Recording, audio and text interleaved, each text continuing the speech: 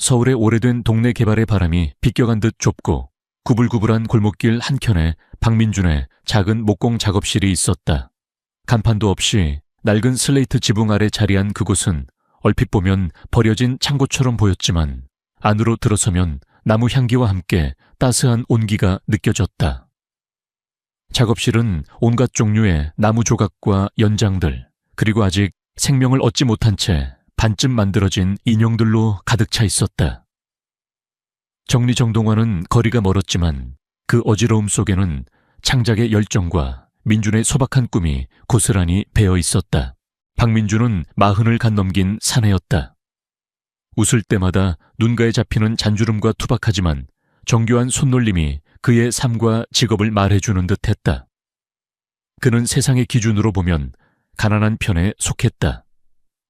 변변한 수입 없이 그저 자신이 만든 목각 인형을 가끔 동네 장터에 내다 팔거나 아는 사람들의 소개로 주문을 받아 겨우 생계를 이어가고 있었다.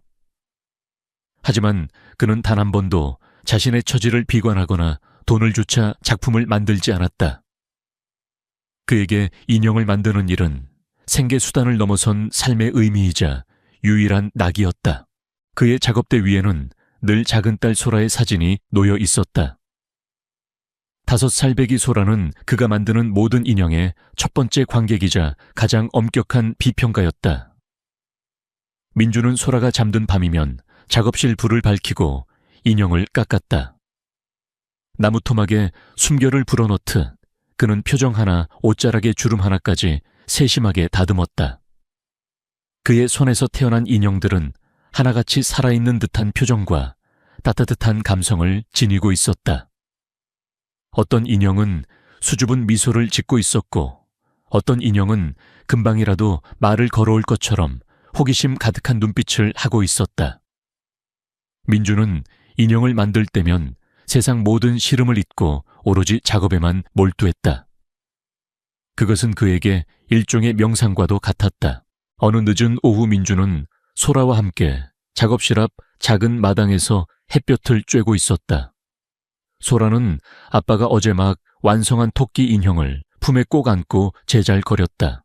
아빠, 이 토끼는 왜 귀가 한쪽만 파란색이야? 민주는 딸의 머리를 쓰다듬으며 부드럽게 웃었다. 이 토끼는 아주 특별한 토끼라서 그래. 파란 귀로 세상의 슬픈 소리들을 듣고 그걸 예쁜 노래로 바꿔주는 마법을 가졌거든. 소라는 동그랗게 눈을 뜨고 아빠의 말을 경청했다. 아이에게 아빠가 만든 인형은 단순한 장난감이 아니었다. 그것은 상상력의 세계로 들어가는 문희자 아빠의 사랑이 담긴 특별한 친구였다. 민주는 그런 딸의 모습을 보는 것만으로도 행복했다. 비록 가진 것은 없었지만 소라의 맑은 웃음소리와 자신이 만든 인형들이 누군가에게 작은 기쁨을 줄 수 있다는 사실이 그에게는 무엇과도 바꿀 수 없는 큰 재산이었다. 그는 종종 창문 너머로 보이는 화려한 강남의 스카이라인을 물끄러미 바라보곤 했다. 저 높은 빌딩 속에는 어떤 사람들이 살고 있을까? 그들에게도 자신과 같은 소박한 행복이 있을까? 어쩌면 그들은 너무 많은 것을 가졌기에 오히려 작은 것들의 소중함을 잊고 사는 것은 아닐까? 그런 생각들이 스쳐 지나갈 때면 그는 다시 자신의 작업대로 돌아와 나무를 깎았다. 세상의 복잡함과 쉔쇼함은 잠시 잊고 오직 나무의 결을 느끼고 인형의 영혼을 빚어내는 데 집중했다. 그의 작업실 한쪽 벽에는 그가 젊은 시절 잠시 가구 공방에서 일할 때 만들었던 작은 흔들 목마가 놓여 있었다. 이제는 소라가 가지고 놀기에도 작아진 목마였지만 민주는 그것을 버리지 못했다. 그 목매는 그의 서툴렀던 젊은 날의 꿈과 땀방울이 어려 있었기 때문이었다. 그는 가끔 그 목마를 보며 생각했다. 인생이란 결국 무언가를 끊임없이 만들어가는 과정이 아닐까. 때로는 서툴고 부족할지라도 진심을 담아 만든다면 그것만으로도 충분히 가치 있는 것이라고. 밤이 깊어 소라가 잠들면 민주는 다시 홀로 작업실에 남았다. 그는 얼마 전부터 특별한 인형을 구상하고 있었다. 말은 하지 못하지만 눈빛으로 많은 것을 이야기하는 아이. 세상의 소리에 유난히 민감해서 자신만의 조용한 세계에 머무는 아이. 그런 아이를 위한 인형은 어떤 모습이어야 할까?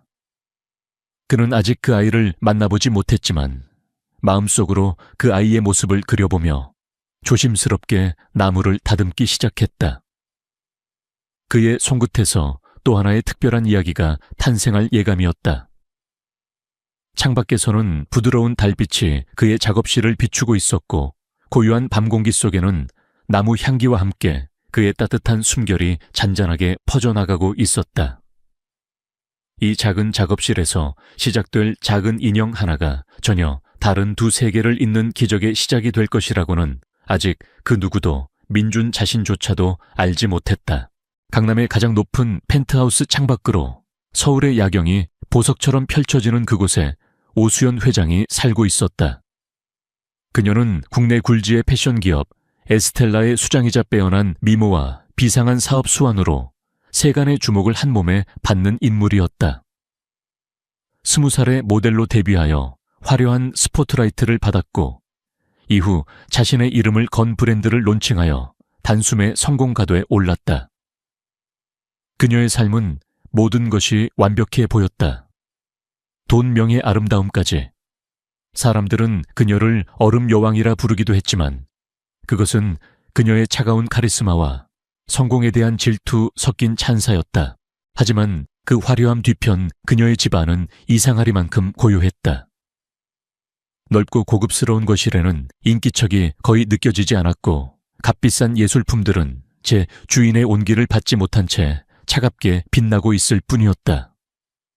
오수연에게는 남들이 모르는 깊은 그림자가 있었다.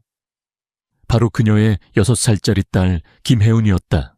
혜은이는 자폐 스펙트럼을 가진 아이였다. 뽀얀 피부에 커다란 눈망울을 가진 인형 같은 아이였지만 혜은이는 자신만의 세계에 갇혀 좀처럼 밖으로 나오려 하지 않았다. 말을 하지 않았고 눈도 잘 맞추지 않았다. 특정 소리나 빛에 극도로 예민하게 반응했고 손가락을 반복적으로 튕기거나 제자리에서 빙빙 도는 행동을 보이기도 했다. 혜은이가 유일하게 관심을 보이는 것은 반짝이는 작은 구슬이나 특정 질감의 천 조각뿐이었다. 그런 것들을 손에 쥐고 몇 시간이고 골똘히 들여다보곤 했다. 오수연은 딸을 위해 할 수 있는 모든 것을 다 했다. 국내 최고의 아동 심리 전문가와 언어치료사, 감각통합치료사를 불렀고 좋다는 치료법은 물불 가리지 않고 시도했다. 집 안에는 혜은이의 감각 발달을 위한 온갖 종류의 값비싼 교구와 장난감들이 가득했지만 혜은이는 그 어떤 것에도 좀처럼 마음을 열지 않았다. 수연은 매일 밤 잠든 혜은이의 얼굴을 보며 남몰래 눈물을 삼켰다. 내가 뭘 잘못한 걸까? 왜 내 아이는 다른 아이들처럼 웃고 떠들지 못하는 걸까? 죄책감과 무력감이 그녀의 심장을 짓눌렀다. 그녀는 사업에서는 냉철하고 빈틈없는 프로였지만 딸 앞에서는 한없이 작아지는 엄마일 뿐이었다. 아무리 많은 돈과 노력을 쏟아부어도 혜은이의 세계로 들어가는 문은 굳게 닫혀 있는 것 같았다. 가끔 혜은이가 아주 잠깐 동안 수연의 눈을 바라보거나 알 수 없는 소리를 낼 때면 수연은 세상을 다 얻은 것처럼 기뻐했지만 그 기쁨은 늘 짧았고 이내 더 큰 절망감으로 이어지곤 했다. 그녀의 주변에는 항상 많은 사람들이 있었지만 진심으로 속마음을 털어놓을 수 있는 사람은 없었다. 성공한 여성 CEO라는 타이틀은 그녀를 더욱 외롭게 만들었다. 사람들은 그녀의 돈과 배경을 보고 접근했고 그녀의 약한 모습을 보이려 하지 않았다. 과거에 뜨겁게 사랑했던 남자는 혜은이의 장애를 알게 된 후 차갑게 돌아섰고 그 상처는 아직도 그녀의 가슴 깊이 남아 있었다. 사랑이라는 단어는 그녀에게 사치처럼 느껴졌다. 그녀가 진정으로 원했던 것은 어쩌면 거창한 로맨스가 아니라 자신의 고통을 이해해주고 딸 혜은이를 따뜻하게 안아줄 수 있는 진실된 마음이었을지도 모른다. 오늘도 수연은 혜은이의 치료실 앞에서 초조하게 기다리고 있었다. 문틈으로 간간히 들려오는 치료사의 목소리와 혜은이의 의미를 알 수 없는 소리들. 한 시간이 마치 1년처럼 길게 느껴졌다. 치료가 끝나고 나온 혜은이는 여전히 멍한 표정이었다. 치료사는 애써 밝은 표정을 지으며 몇 가지 진전 사항을 이야기했지만 수연의 귀에는 잘 들어오지 않았다. 집으로 돌아오는 차 안 혜은이는 창밖을 하염없이 바라보며 손가락으로 유리창에 알 수 없는 그림을 그리고 있었다. 수연은 그런 딸의 옆모습을 물끄러미 바라보았다. 혜은아, 엄마는 네가 무슨 생각을 하는지 정말 알고 싶어. 네 세상은 어떤 모습이니? 그녀는 손을 뻗어 혜은이의 작은 손을 잡아보려 했지만 혜은이는 마치 전류에 감전된 것처럼 화들짝 놀라며 손을 뿌리쳤다. 수연의 가슴에 또다시 찬바람이 스며들었다. 펜트하우스에 도착하자 집안을 가득 채운 적막감이 그녀를 덮쳤다. 그녀는 혜은이를 전담 부모에게 맡기고 서재로 들어갔다. 책상 위에는 수많은 결제 서류와 사업 계획서들이 산더미처럼 쌓여 있었다. 그녀는 잠시 눈을 감고 깊은 한숨을 내쉬었다. 이 모든 부와 성공이 다 무슨 소용이란 말인가. 정작 가장 소중한 딸아이의 마음 하나 얻지 못하는데 그녀는 문득 얼마 전 비서가 건네준 한 장의 메모를 떠올렸다. 오래된 골목길에 작은 목공소 아이들의 마음을 읽는 특별한 인형을 만드는 장인. 처음에는 터무니없는 이야기라고 생각하고 무시했었다. 하지만 지금 지푸라기라도 잡고 싶은 심정이었다. 믿져야 본전 아닌가. 혹시라도, 아주 혹시라도 그곳에 혜은이를 위한 작은 희망이라도 있다면 수연은 서랍 깊숙이 넣어두었던 메모지를 꺼냈다. 그 위에 적힌 낯선 주소와 박민준이라는 이름. 그녀는 한참 동안 그 메모지를 바라보았다. 이것이 과연 절망 끝에서 만난 한 줄기 빛이 될 수 있을까? 아니면 또 한 번의 헛된 기대에 불과할까? 그녀의 마음속에는 회의감과 한 가닥 희망이 교차하고 있었다. 하지만 그녀는 더 이상 망설일 시간이 없었다. 혜은이를 위해서라면 그녀는 무엇이든 할 준비가 되어 있었다. 설령 그것이 세상 사람들이 비웃을 만한 비합리적인 선택이라 할지라도 그녀의 눈빛이 단호하게 빛났다. 얼음장 같던 그녀의 마음에 아주 작은 그러나 뜨거운 불씨 하나가 지펴지는 순간이었다. 다음 날 아침 오수연은 평소보다 일찍 잠에서 깼다. 밤새 뒤척이며 고민했지만 그녀의 결심은 변하지 않았다. 믿져야 본전. 그녀는 비서실장에게 전화를 걸어 어젯밤 찾아낸 메모지에 적힌 주소와 박민준이라는 이름을 전달하며 이 사람에 대해 조용히 알아보고 직접 방문하여 특별한 인형 제작을 의뢰하라고 지시했다. 단 그룹의 이름이나 자신의 신분을 드러내지 말고 개인적인 부탁인 것처럼 진행하라는 당부도 잊지 않았다. 오수연의 지시를 받은 김 비서실장은 다소 의아했지만 곧바로 움직였다. 그가 파악한 박민준이라는 인물은 그저 가난한 동네에 이름 없는 목수일 뿐이었다. 회장님께서 왜 이런 사람에게 하는 의문이 들었지만 그는 군말 없이 박민준의 작업실로 향했다. 고급 세단이 낡은 골목길로 접어들자 김 비서실장은 차에서 내려 직접 작업실 문을 두드렸다. 그의 말끔한 정장 차림은 주변의 허름한 풍경과 어울리지 않아 어색하기 짝이 없었다. 문을 열고 나온 것은 기름때 묻은 작업복 차림의 박민준이었다. 그는 갑작스러운 정장 차림의 방문객을 보고 의아한 표정을 지었다. 김 비서실장은 최대한 부드러운 어조로 자신이 한 아이의 어머니로부터 부탁을 받고 왔다고 설명했다. 아이가 특별한 도움이 필요한 상황이며 혹시 아이를 위한 맞춤 인형을 만들어줄 수 있는지 물었다. 그는 오수연이 당부한 대로 의뢰인의 신분에 대해서는 철저히 함구했다. 박민준은 처음에는 경계하는 듯했다. 그는 자신의 작은 작업실에 어울리지 않는 고급스러운 분위기의 방문객과 특별한 아이라는 단어에서 어떤 사연이 있을 것이라고 짐작했다. 그는 잠시 생각에 잠기더니 낮은 목소리로 물었다. 그 아이, 어떤 아이입니까? 제가 만든 인형이 그 아이에게 정말 도움이 될 수 있을까요?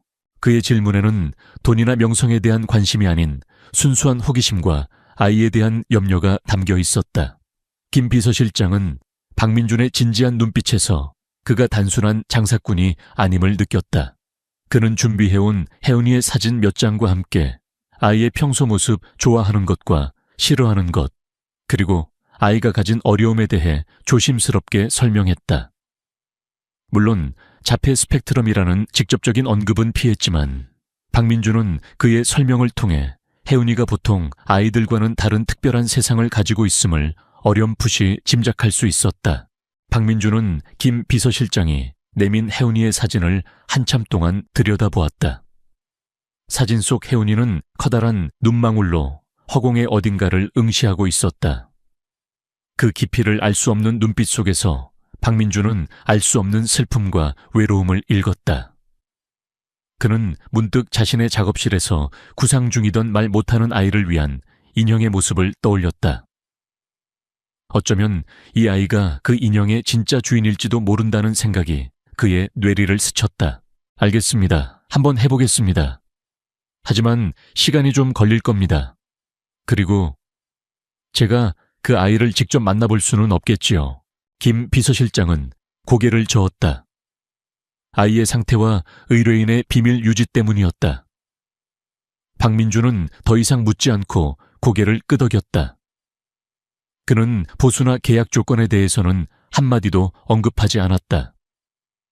그저 아이의 이름이 혜은이라는 것과 아이가 부드러운 촉감과 반짝이는 것을 좋아하며 특정 소리에는 아주 민감하다는 정보만을 기억해 두었다. 김 비서실장이 돌아간 후 박민준은 작업실에 홀로 남아 혜은이의 사진을 다시 꺼내보았다. 그는 사진 속 혜은이의 눈을 가만히 들여다보며 마치 대화를 시도하듯 말을 걸었다. 혜은아, 안녕. 아저씨는 인형을 만드는 사람이야. 내 이야기를 들었단다. 네가 기뻐할 만한 친구를 만들어주고 싶은데 어떤 친구가 좋겠니? 그는 혜은이가 좋아할 만한 나무를 고르기 위해 작업실 구석구석을 뒤졌다. 너무 단단하지도 너무 무르지도 않은 따뜻한 질감을 가진 나무. 그리고 혜은이가 좋아한다는 반짝이는 구슬과 부드러운 천 조각들도 따로 챙겨두었다. 그는 며칠 밤낮을 혜은이 생각에만 몰두했다. 어떻게 하면 혜은이의 굳게 닫힌 마음의 문을 두드릴 수 있을까? 어떤 인형이 혜은이에게 작은 위로와 기쁨을 줄 수 있을까? 그는 먼저 혜은이의 키에 맞춰 인형의 몸체를 깎기 시작했다. 날카로운 조각칼이 지나갈 때마다 나무 껍질이 벗겨지며 조금씩 인형의 형태가 드러났다. 그는 인형의 팔다리가 너무 딱딱하지 않도록 관절 부분을 여러 번 다듬었고 혜은이가 안았을 때 편안함을 느낄 수 있도록 몸통 부분을 둥글게 만들었다. 인형의 얼굴을 조각할 때는 더욱 신중을 기했다. 그는 혜은이의 사진을 옆에 두고 아이의 표정을 상상하며 조심스럽게 눈, 코, 입을 새겨 넣었다. 그는 인형이 혜은이처럼 말을 많이 하지는 않지만 모든 것을 이해하고 들어줄 수 있는 따뜻한 눈빛을 가지기를 바랐다. 인형의 옷은 혜은이가 좋아한다는 부드러운 면 소재의 천으로 직접 만들었다. 소리에도 민감하다는 말을 기억하고 옷에는 어떤 장식도 달지 않았다. 대신 옷자락 끝에 작은 은방울 하나를 몰래 숨겨두었다. 혜은이가 인형을 움직일 때마다 아주 작고 맑은 소리가 날 수 있도록. 어쩌면 그 작은 소리가 혜은이의 닫힌 세상에 작은 파문을 일으킬 수 있지 않을까 하는 기대감에서였다. 마지막으로 그는 인형의 손에 혜은이가 좋아한다는 반짝이는 작은 유리구슬 하나를 살며시 쥐어주었다. 마치 인형이 혜은이에게 건네는 비밀스러운 선물처럼. 그렇게 일주일이 흘렀다. 박민준은 식사도 거르다시피 하며 인형 만들기에만 몰두했다. 그의 온 마음과 정성이 나무 토막 하나하나에 스며들었다. 마침내 인형이 완성되었을 때 박민준은 깊은 만족감과 함께 약간의 허탈감을 느꼈다.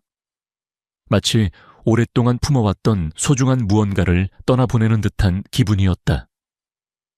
완성된 인형은 사진 속 혜은이를 꼭 닮아 있었지만 어딘지 모르게 더 따뜻하고 다정한 분위기를 풍겼다.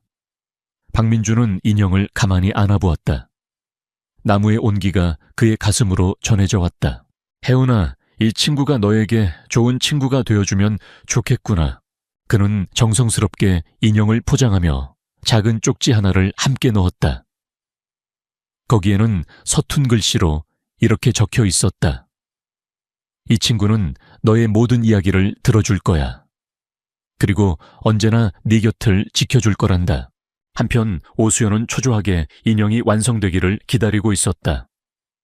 매일 김 비서실장을 통해 진행 상황을 보고받았지만 그녀의 불안감은 쉽게 가시지 않았다. 과연 이름 모를 목수가 만든 나무 인형 하나가 그동안 수많은 전문가들도 해내지 못한 기적을 만들어낼 수 있을까? 그녀는 한 가닥 희망을 붙잡으면서도 또다시 실망하게 될까봐 두려웠다. 그녀의 화려하지만 고독한 펜트하우스에는 여전히 무거운 침묵만이 감돌고 있었다. 하지만 그녀는 알지 못했다. 지금 서울의 한쪽 낡은 골목길에서는 그녀의 딸 혜은이를 위한 세상에 단 하나뿐인 특별한 선물이 조용히 숨쉬며 새로운 주인을 만날 준비를 하고 있다는 것을. 그리고 그 작은 인형이 두 개의 전혀 다른 세계를 잇는 마법 같은 실이 될 것이라는 사실을. 며칠 후 김 비서실장은 박민준으로부터 인형이 완성되었다는 연락을 받았다. 그는 즉시 작업실로 찾아가 정성스럽게 포장된 인형을 건네받았다. 투박한 갈색 종이로 포장되어 있었지만 그 안에는 값을 매길 수 없는 무언가가 담겨 있음을 직감할 수 있었다. 김 비서실장은 서둘러 오수연의 펜트하우스로 향했다. 오수연은 인형을 건네받는 순간 심장이 가볍게 떨리는 것을 느꼈다. 포장을 풀자 부드러운 나무 향기와 함께 사진 속 혜은이를 꼭 닮은 그러나 어딘지 모르게 더 따뜻하고 다정한 표정의 목각 인형이 모습을 드러냈다. 인형은 화려하지도 요란하지도 않았다. 하지만 그 소박함 속에는 만든 이의 깊은 고민과 정성이 고스란히 느껴졌다. 인형의 옷은 부드러운 면으로 만들어져 있었고 작은 손에는 반짝이는 유리구슬이 쥐어져 있었다. 오수연은 자신도 모르게 인형을 가만히 쓰다듬었다. 나무의 따뜻한 감촉이 그녀의 손끝으로 전해져 왔다. 그때 보모와 함께 거실로 나온 혜은이가 인형을 발견했다. 평소 새로운 물건에는 좀처럼 관심을 보이지 않던 혜은이였지만 그날따라 아이는 걸음을 멈추고 인형을 한참 동안 바라보았다. 오수연과 보모는 숨을 죽인 채 혜은이의 다음 행동을 기다렸다. 혜은이는 천천히 아주 조심스럽게 인형에게 다가갔다. 그리고는 작은 손을 뻗어 인형의 나무 머리를 살짝 만져보았다. 아무런 반응이 없는 듯 보였다. 오수연의 가슴 속에 실망감이 파고들려던 순간 기적 같은 일이 일어났다. 혜은이가 인형을 가슴에 꼭 끌어안은 것이다. 그리고는 아주 희미하게 하지만 분명히 입꼬리를 살짝 올리며 미소 지었다. 그 미소는 아주 잠깐 스쳐 지나갔지만 오수연에게는 세상 그 어떤 것보다 찬란하고 아름다운 광경이었다. 지난 몇 년간 딸아이의 얼굴에서 단 한 번도 보기 어려웠던 그 귀한 미소였다. 오수연의 눈에서 뜨거운 눈물이 왈칵 쏟아졌다. 그녀는 황급히 손으로 입을 막았지만 기쁨과 감격에 겨워 어깨가 가늘게 떨렸다. 보모 역시 믿을 수 없다는 표정으로 눈시울을 붉혔다. 혜은이는 여전히 인형을 품에 안고 있었다. 아이는 인형의 부드러운 옷자락을 만지작거리기도 하고 인형의 손에 쥐어진 유리구슬을 신기한 듯 들여다보기도 했다. 인형을 살짝 흔들자 옷자락에 숨겨진 작은 은방울이 맑고 고운 소리를 냈다. 혜은이는 그 소리에 귀를 기울이는 듯 고개를 갸웃거렸다. 그 모습은 오수연에게 한 줄기 빛과 같았다. 수많은 전문가와 값비싼 치료도 열지 못했던 혜은이의 굳게 닫힌 마음의 문을 이름 모를 목수가 만든 이 소박한 나무 인형이 부드럽게 두드리고 있었다. 그녀는 인형을 만든 사람에게 형언할 수 없는 깊은 감사함을 느꼈다.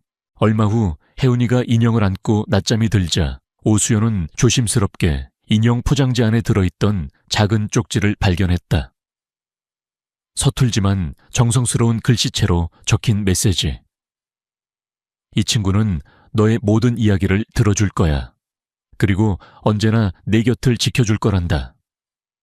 짧은 글이었지만 그 안에는 아이를 향한 따뜻한 마음과 깊은 이해가 담겨 있었다. 오수연은 그 쪽지를 몇 번이고 반복해서 읽으며 또다시 눈물을 흘렸다. 이 사람은 도대체 어떤 사람이기에 만나보지도 않은 자신의 딸을 이토록 깊이 이해하고 위로할 수 있는 것일까?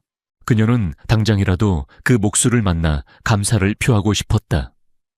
단순히 돈으로 보상하는 것을 넘어 진심으로 그의 손을 잡고 고맙다는 말을 전하고 싶었다. 그리고 묻고 싶었다. 어떻게 이런 기적 같은 인형을 만들 수 있었는지, 혜은이의 마음을 어떻게 읽어낸 것인지. 어쩌면 그라면 혜은이의 세계로 들어가는 또 다른 열쇠를 가지고 있을지도 모른다는 기대감마저 들었다.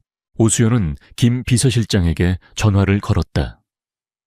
그녀의 목소리는 평소의 냉철함 대신 흥분과 감격으로 가득 차 있었다. 김 실장님, 그 인형을 만드신 분, 박민준 씨라고 했죠. 제가 직접 만나 뵙고 싶습니다. 최대한 빨리 자리를 마련해 주세요. 그리고 절대로 저의 신분을 드러내서는 안 됩니다. 그저 한 아이의 엄마로서 감사를 표하고 싶다고만 전해주세요. 김 비서실장은 오수연의 들뜬 목소리에 놀랐지만 곧 상황을 파악하고 신속하게 움직였다. 그 역시 혜은이의 변화에 대해 보고받고 깊은 감명을 받은 상태였다. 그날 밤 오수연은 잠든 혜은이의 옆에 가만히 누워 딸의 얼굴을 바라보았다. 혜은이는 여전히 그 나무 인형을 품에 꼭 안고 새근새근 잠들어 있었다. 그 모습이 너무나 평화롭고 사랑스러워 오수연은 가슴이 벅차올랐다. 그녀는 조심스럽게 혜은이의 머리를 쓰다듬었다. 그리고 생각했다. 어쩌면 이제 정말 괜찮아질지도 몰라. 우리 혜은이에게도 그리고 나에게도 그녀의 마음속에는 아주 오랜만에 따뜻한 희망의 온기가 감돌기 시작했다. 그 희망은 바로 낡은 골목길의 작은 목공소에서 온 이름 없는 한 목수의 진심이 담긴 나무 인형으로부터 시작되고 있었다. 이제 그녀는 그 희망의 근원을 직접 만나러 갈 준비를 하고 있었다. 두 개의 전혀 다른 세계가 마침내 서로를 향해 한 걸음 더 다가서는 순간이었다. 그리고 그 만남이 가져올 또 다른 기적을 아직은 아무도 예측하지 못하고 있었다. 혜은이의 작은 미소는 그 모든 이야기의 아름다운 서곡이었다. 김 비서실장의 주선으로 오수연과 박민준의 만남은 며칠 뒤 박민준의 작업실에서 이루어지기로 했다. 오수연은 일부러 평범한 옷차림을 하고 수행원 없이 홀로 약속 장소로 향했다. 하지만 오랫동안 몸에 밴 특유의 우아함과 고급스러운 분위기까지 감출 수는 없었다. 낡고 비좁은 골목길 그녀가 탄 차가 겨우 지나갈 수 있을 정도였다. 차에서 내린 그녀는 잠시 숨을 골랐다. 태어나서 처음 와보는 듯한 낯선 풍경, 그리고 그 안에 숨겨진 작은 작업실. 그곳에 자신의 딸에게 기적을 선물한 사람이 있었다. 박민준은 평소와 다름없이 작업에 몰두하고 있다가 인기척에 고개를 들었다. 문 앞에 서 있는 여성은 지난번 김 비서실장에게서 들었던 혜은이 엄마인 듯했다. 수수한 옷차림이었지만 한눈에 보기에도 평범한 사람은 아님을 알 수 있었다. 어딘지 모르게 기품이 넘치고 슬픔과 지성미가 함께 느껴지는 묘한 분위기를 풍겼다. 박민준 선생님, 맞으시죠? 저는 혜은이 엄마입니다. 오수연의 목소리는 약간 떨리고 있었다. 박민준은 자리에서 일어나 가볍게 고개를 숙였다. 어서 오십시오. 말씀은 전해 들었습니다. 혜은이는 좀 어떻습니까? 그의 첫 질문은 인형에 대한 것이 아니라 아이의 안부였다. 그 소박하고 진심 어린 물음에 오수연은 순간 울컥하는 감정을 느꼈다. 네, 선생님 덕분에 우리 혜은이가 정말 많이 좋아졌어요. 그렇게 웃는 건 정말 오랜만에 봤습니다. 아니 어쩌면 처음인지도 몰라요. 말을 잇는 동안 그녀의 눈가에는 다시 눈물이 맺혔다. 박민주는 말없이 그녀에게 작은 나무 의자를 권했다. 작업실은 비좁고 어수선했지만 나무 향기가 가득했고 창문으로 들어오는 햇살이 따스하게 부서지고 있었다. 오수연은 의자에 앉아 가방에서 곱게 포장된 작은 상자를 꺼냈다. 선생님께 어떻게 감사를 드려야 할지 모르겠습니다. 이건 정말 약소하지만 제 마음입니다. 부디 받아주시면 좋겠습니다. 상자 안에는 두툼한 현금 봉투가 들어있었다. 오수연으로서는 자신의 감사를 표현할 수 있는 가장 익숙하고 확실한 방법이었다. 하지만 박민주는 그 봉투를 보고 잠시 표정이 굳어지는 듯했다. 그는 천천히 고개를 저었다. 아닙니다, 혜은이 어머님. 저는 돈을 바라고 그 인형을 만든 것이 아닙니다. 혜은이가 기뻐했다니 그것만으로도 저는 충분한 보상을 받았습니다. 그의 단호하지만 부드러운 거절에 오수연은 당황했다. 그녀는 이런 반응을 예상하지 못했다. 그녀의 세계에서 돈으로 해결되지 않는 일은 거의 없었고 진심으로 감사를 표할 때도 가장 확실한 것은 금전적인 보상이라고 믿어왔다. 하지만 선생님의 노고와 정성이 있는데 이렇게 그냥 받을 수는 없습니다. 제발 제 성이라고 생각해 주십시오. 마음만 감사히 받겠습니다. 저는 그저 제가 할 수 있는 일을 했을 뿐입니다. 혜은이가 앞으로도 그 인형과 함께 더 많이 웃고 행복해졌으면 좋겠습니다. 그것이 저에게는 가장 큰 기쁨입니다. 박민준의 목소리는 진심이었고 그의 눈빛은 조금의 흔들림도 없었다. 오수연은 더 이상 강요할 수 없음을 깨달았다. 그녀는 어색하게 현금 봉투를 다시 가방에 넣으며 마음 한구석이 복잡해지는 것을 느꼈다. 이 사람은 도대체 어떤 사람일까? 돈에 전혀 관심이 없는 것일까? 아니면 자신을 불편하게 생각하는 것일까? 그녀는 혼란스러웠지만 한편으로는 그에 대한 알 수 없는 존경심과 호기심이 더욱 커져갔다. 어색한 침묵이 잠시 흘렀다. 오수연은 작업실 안을 둘러보았다. 벽에는 온갖 연장들과 나무 조각들이 걸려 있었고 선반에는 아직 완성되지 않은 인형들이 주인을 기다리고 있었다. 가난하고 소박한 공간이었지만 그곳에는 돈으로는 살 수 없는 창조의 열정과 따뜻한 온기가 살아 숨 쉬고 있었다. 선생님, 어떻게 우리 혜은이를 그렇게 잘 아셨나요? 마치 아이의 마음을 직접 들여다보신 것처럼 그런 인형을 만드실 수 있었는지 정말 궁금합니다. 오수연은 진심으로 궁금해서 물었다. 박민주는 잠시 창밖을 바라보더니 찻잔에 따뜻한 차를 따라 그녀에게 건네며 입을 열었다.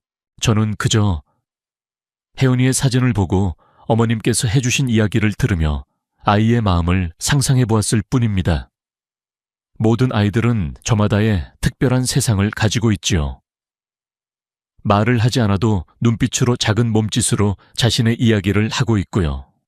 중요한 건 그 작은 신호들을 놓치지 않고 귀 기울여주는 것이라고 생각합니다. 그는 자신의 딸 소라 이야기를 잠시 들려주었다. 아이의 작은 행동 하나하나에 숨겨진 의미들, 그리고 아이들과 교감하기 위해 얼마나 많은 인내와 사랑이 필요한지에 대해서. 그의 이야기는 특별할 것 없는 평범한 이야기였지만 오수연에게는 그 어떤 육아 전문가의 조언보다 더 깊은 울림을 주었다.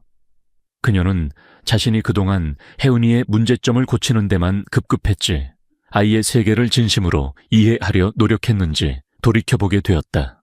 그리고 저는 모든 나무에 영혼이 깃들어 있다고 믿습니다. 어떤 나무를 만나 어떤 마음으로 다듬느냐에 따라 그 나무는 아이에게 특별한 친구가 되어줄 수 있다고 생각하고요. 혜은이를 위한 인형을 만들 때는 그 아이가 세상의 모든 소음으로부터 잠시 벗어나 편안함을 느낄 수 있기를 바라는 마음으로 나무를 골랐습니다. 그의 말은 마치 시처럼 아름답고 진솔했다. 오수연은 그의 이야기에 깊이 빠져들었다. 그녀는 이 허름한 작업실의 가난한 목수가 실은 누구보다 풍요로운 내면과 깊은 지혜를 가진 사람이라는 것을 깨닫기 시작했다. 그가 가진 부는 돈이 아니라 사람과 세상을 향한 따뜻한 시선과 깊은 공감 능력이라는 것을. 시간이 얼마나 흘렀을까. 오수연은 아쉬움을 뒤로하고 자리에서 일어섰다. 그녀는 박민준에게 다시 한번 진심으로 고개 숙여 감사 인사를 전했다. 오늘 정말 많은 것을 배우고 갑니다, 선생님. 선생님의 따뜻한 마음과 그 인형은 평생 잊지 못할 겁니다. 박민준은 그저 소박하게 웃으며 그녀를 배웅했다. 오수연은 작업실을 나서며 다시 한번 뒤를 돌아보았다. 햇살 아래 먼지가 부옇게 떠다니는 작은 작업실, 그리고 묵묵히 자신의 자리를 지키고 있는 한 남자. 그녀의 마음속에는 이전과는 다른 종류의 감정이 피어오르고 있었다. 그것은 단순한 감사를 넘어선 한 인간에 대한 깊은 존경과 호기심, 그리고 어쩌면 아주 희미한 설렘 같은 것이었다. 차에 오른 오수연은 한참 동안 골목길을 떠나지 못했다. 그녀는 자신이 찾고 있던 사랑이라는 것이 어쩌면 거창한 조건이나 화려한 배경 속에 있는 것이 아닐지도 모른다는 생각을 처음으로 하게 되었다. 진정한 위로와 이해는 때로는 가장 소박하고 예상치 못한 곳에서 찾아오는 것일지도 모른다고. 박민준이라는 이름과 그의 따뜻했던 눈빛이 그녀의 머릿속을 떠나지 않았다. 이 만남이 그녀의 삶에 어떤 파장을 가져올지 그녀는 아직 알지 못했다. 하지만 분명한 것은 그녀의 굳어있던 마음의 한 조각이 오늘 이 낡은 골목길에서 부드럽게 녹아내리기 시작했다는 것이었다. 박민준과의 만남 이후 오수연의 삶에는 작은 변화의 바람이 불기 시작했다. 그녀는 여전히 거대한 그룹을 이끄는 냉철한 CEO였지만 마음 한구석에는 이전에는 없던 따뜻한 온기가 자리 잡았다. 그녀는 종종 박민준의 작업실을 찾았다. 처음에는 혜은이를 위한 다른 장난감을 주문한다는 핑계였지만 나중에는 그저 그와 대화를 나누고 나무 향기 가득한 그의 작업실에서 잠시나마 복잡한 현실을 잊고 싶어서였다.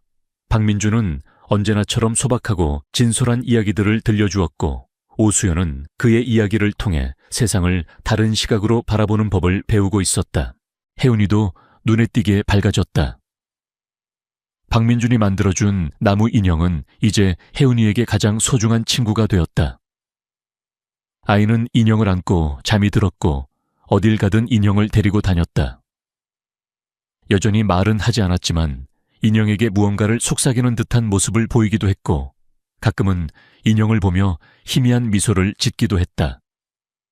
그 작은 변화들은 오수연에게 커다란 위안과 희망을 주었다. 그러던 어느 주말 오후 오수연은 혜은이를 데리고 새로 개장한 대형 쇼핑몰의 아동놀이 공간을 찾았다. 혜은이에게 좀 더 다양한 자극을 경험하게 해주고 싶어서였다. 처음 얼마 동안은 괜찮았다. 혜은이는 손에 꼭 쥔 나무 인형과 함께 조심스럽게 주변을 탐색했다. 하지만 갑자기 놀이공간의 조명이 현란하게 바뀌고 시끄러운 음악 소리가 터져 나오면서 문제가 발생했다. 극도로 예민한 감각을 가진 혜은이에게 그 모든 것은 감당하기 어려운 자극이었다. 아이는 갑자기 귀를 막고 비명을 지르기 시작했다. 몸을 심하게 떨었고 눈에는 극심한 공포와 불안감이 가득했다. 오수연은 황급히 혜은이를 안아들고 진정시키려 했지만 아이의 발작은 점점 더 심해졌다.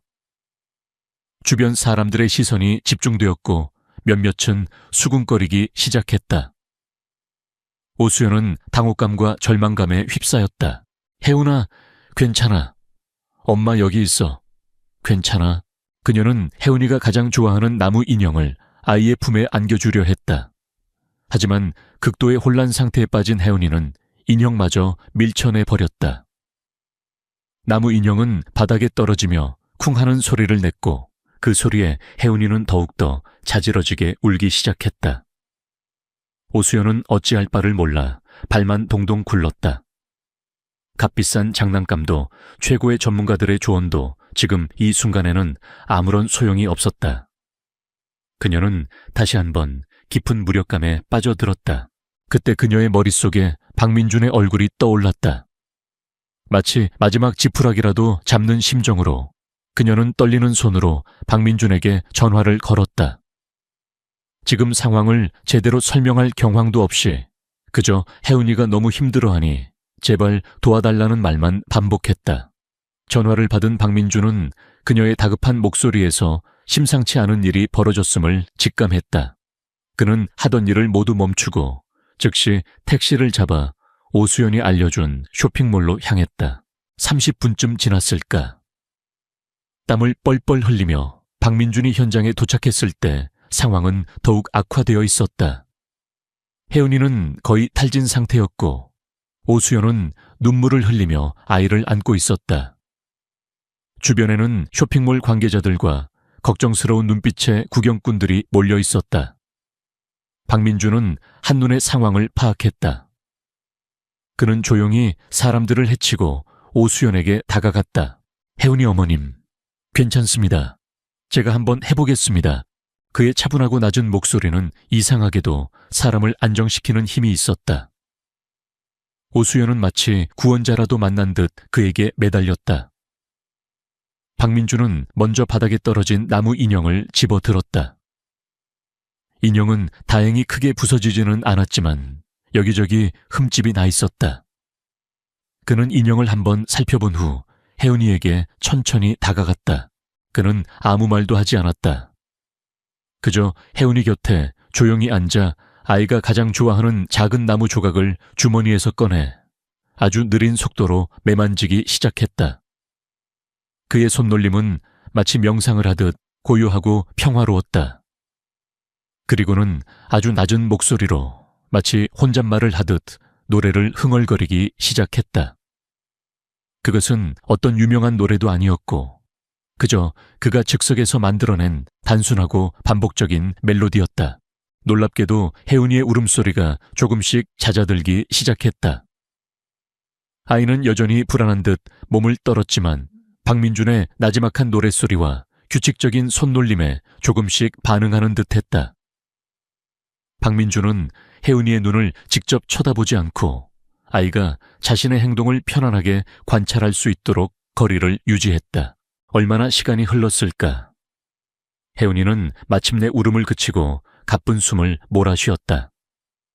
아이는 지친 눈으로 박민준과 그가 만지고 있는 나무 조각을 번갈아 바라보았다. 박민준은 그때 아주 부드럽게 나무 인형을 혜은이의 손에 살짝 쥐어주었다. 이번에는 혜은이도 인형을 밀쳐내지 않았다. 아이는 익숙한 나무의 감촉을 느끼며 천천히 안정을 되찾아갔다. 주변의 모든 사람들이 숨을 죽인 채 그 광경을 지켜보고 있었다. 마치 마법과도 같은 순간이었다. 그 누구도 심지어 오수연 자신조차도 이해할 수 없는 방식으로 이 초라한 행색의 남자는 한 아이의 극심한 고통을 부드럽게 잠재우고 있었다. 혜은이가 완전히 안정을 되찾자 박민준은 조용히 자리에서 일어섰다. 오수연은 다리가 풀려 그 자리에 주저앉을 뻔했다. 그녀는 박민준의 손을 잡고 아무 말도 잊지 못한 채 그저 눈물만 흘렸다. 고맙다는 말로는 도저히 표현할 수 없는 그 이상의 감정이었다. 그때 소란을 듣고 달려온 쇼핑몰의 한 직원이 오수연의 얼굴을 알아보고 소리쳤다. 어머, 저분 에스텔라 오수연 회장님 아니세요? 그 말에 주변은 순간 술렁거렸다. 오수연의 신분이 순식간에 드러난 것이다. 박민준은 그제야 자신이 지금껏 혜은이 엄마로만 알고 있던 여인이 대한민국에서 가장 유명한 기업가 중 한 명이라는 사실을 알게 되었다. 그는 잠시 놀란 표정을 지었지만 이내 평정을 되찾았다. 그에게 그녀는 여전히 혜은이 엄마일 뿐이었다. 오수연은 자신의 신분이 드러난 것에 잠시 당황했지만 지금은 그것이 중요하지 않았다. 그녀는 박민준의 깊고 따뜻한 눈을 바라보았다. 그 눈빛 속에는 어떤 꾸밈이나 계산도 없었다. 오직 한 아이를 향한 순수한 연민과 이해만이 담겨 있을 뿐이었다. 그녀는 이 순간 자신이 그토록 찾아 헤매던 진정한 연결과 이해를 박민준이라는 사람에게서 발견했음을 깨달았다. 그것은 돈으로도 명예로도 살 수 없는 아주 깊고 순수한 인간적인 교감이었다. 그녀는 박민준에게 다가가 그의 손을 다시 한번 굳게 잡았다. 선생님, 정말 뭐라고 감사를 드려야 할지 모르겠습니다. 선생님은 제 생명의 은인이십니다. 그리고 우리 혜은이에게도요. 그녀의 목소리는 진심으로 떨리고 있었다. 박민준은 그저 희미하게 웃으며 고개를 끄덕였다. 한바탕 폭풍우가 지나간 쇼핑몰 한복판에서 두 사람은 말없이 서로를 바라보고 있었다. 그들의 눈빛 속에는 이제 어떤 오해나 거리낌도 없었다. 오직 서로에 대한 깊은 신뢰와 이해, 그리고 잔잔한 감동만이 흐르고 있었다. 오늘 이 사건은 어쩌면 두 사람의 관계를 더욱 깊고 단단하게 만들어줄 운명적인 계기가 될 것임을 예감하게 했다. 쇼핑몰에서의 소동 이후 오수연과 박민준, 그리고 혜은이의 관계는 예상치 못한 방향으로 흘러갔다. 오수연의 신분이 대중에게 알려지면서 짧은 시간 동안 세간의 관심이 집중되기도 했지만 그녀는 더 이상 예전처럼 외부의 시선에 얽매이지 않았다. 오히려 혜은이의 상태를 솔직하게 받아들이고 아이와 함께하는 시간을 소중히 여기게 되었다. 박민준은 여전히 묵묵히 자신의 자리에서 혜은이와 오수연의 곁을 지켰다. 그에게 그녀는 거대 기업의 회장이기 이전에 한 아이의 엄마였고 도움이 필요한 한 사람이었다. 오수연은 박민준에게 어떻게든 보답하고 싶었다. 그녀는 그에게 새로운 작업실을 마련해주거나 경제적인 지원을 하겠다고 여러 번 제안했다. 하지만 박민준은 번번이 정중하게 사양했다. 그는 지금의 작은 작업실과 소박한 삶에 만족하며 혜은이를 돕는 것은 돈 때문이 아니라고 말했다. 다만 그가 오랫동안 꿈꿔왔던 특별한 아이들을 위한 장난감 연구 및 제작 공간에 대한 이야기를 조심스럽게 꺼냈을 때 오수연은 그 꿈을 지원하기로 약속했다. 그것은 일방적인 도움이 아니라 함께 만들어가는 가치 있는 일이라고 생각했기 때문이었다. 그들은 이전보다 더 많은 시간을 함께 보냈다. 때로는 박민준의 작업실에서, 때로는 혜은이와 함께 공원에서 소박한 시간을 가졌다. 박민준은 혜은이에게 자연의 소리를 들려주었고 나무와 흙을 만지며 놀 수 있도록 이끌었다. 오수연은 그런 두 사람의 모습을 보며 이전에 느껴보지 못했던 평화와 행복을 느꼈다. 그녀는 박민준 앞에서만큼은 성공한 여성 CEO의 가면을 벗고 한 사람의 여자로서, 한 아이의 엄마로서 솔직한 자신의 모습을 드러낼 수 있었다. 박민준은 그녀의 이야기를 묵묵히 들어주었고 그의 따뜻한 눈빛과 진솔한 조언은 그녀에게 큰 위로와 힘이 되었다. 혜은이는 놀라운 속도로 변화하기 시작했다.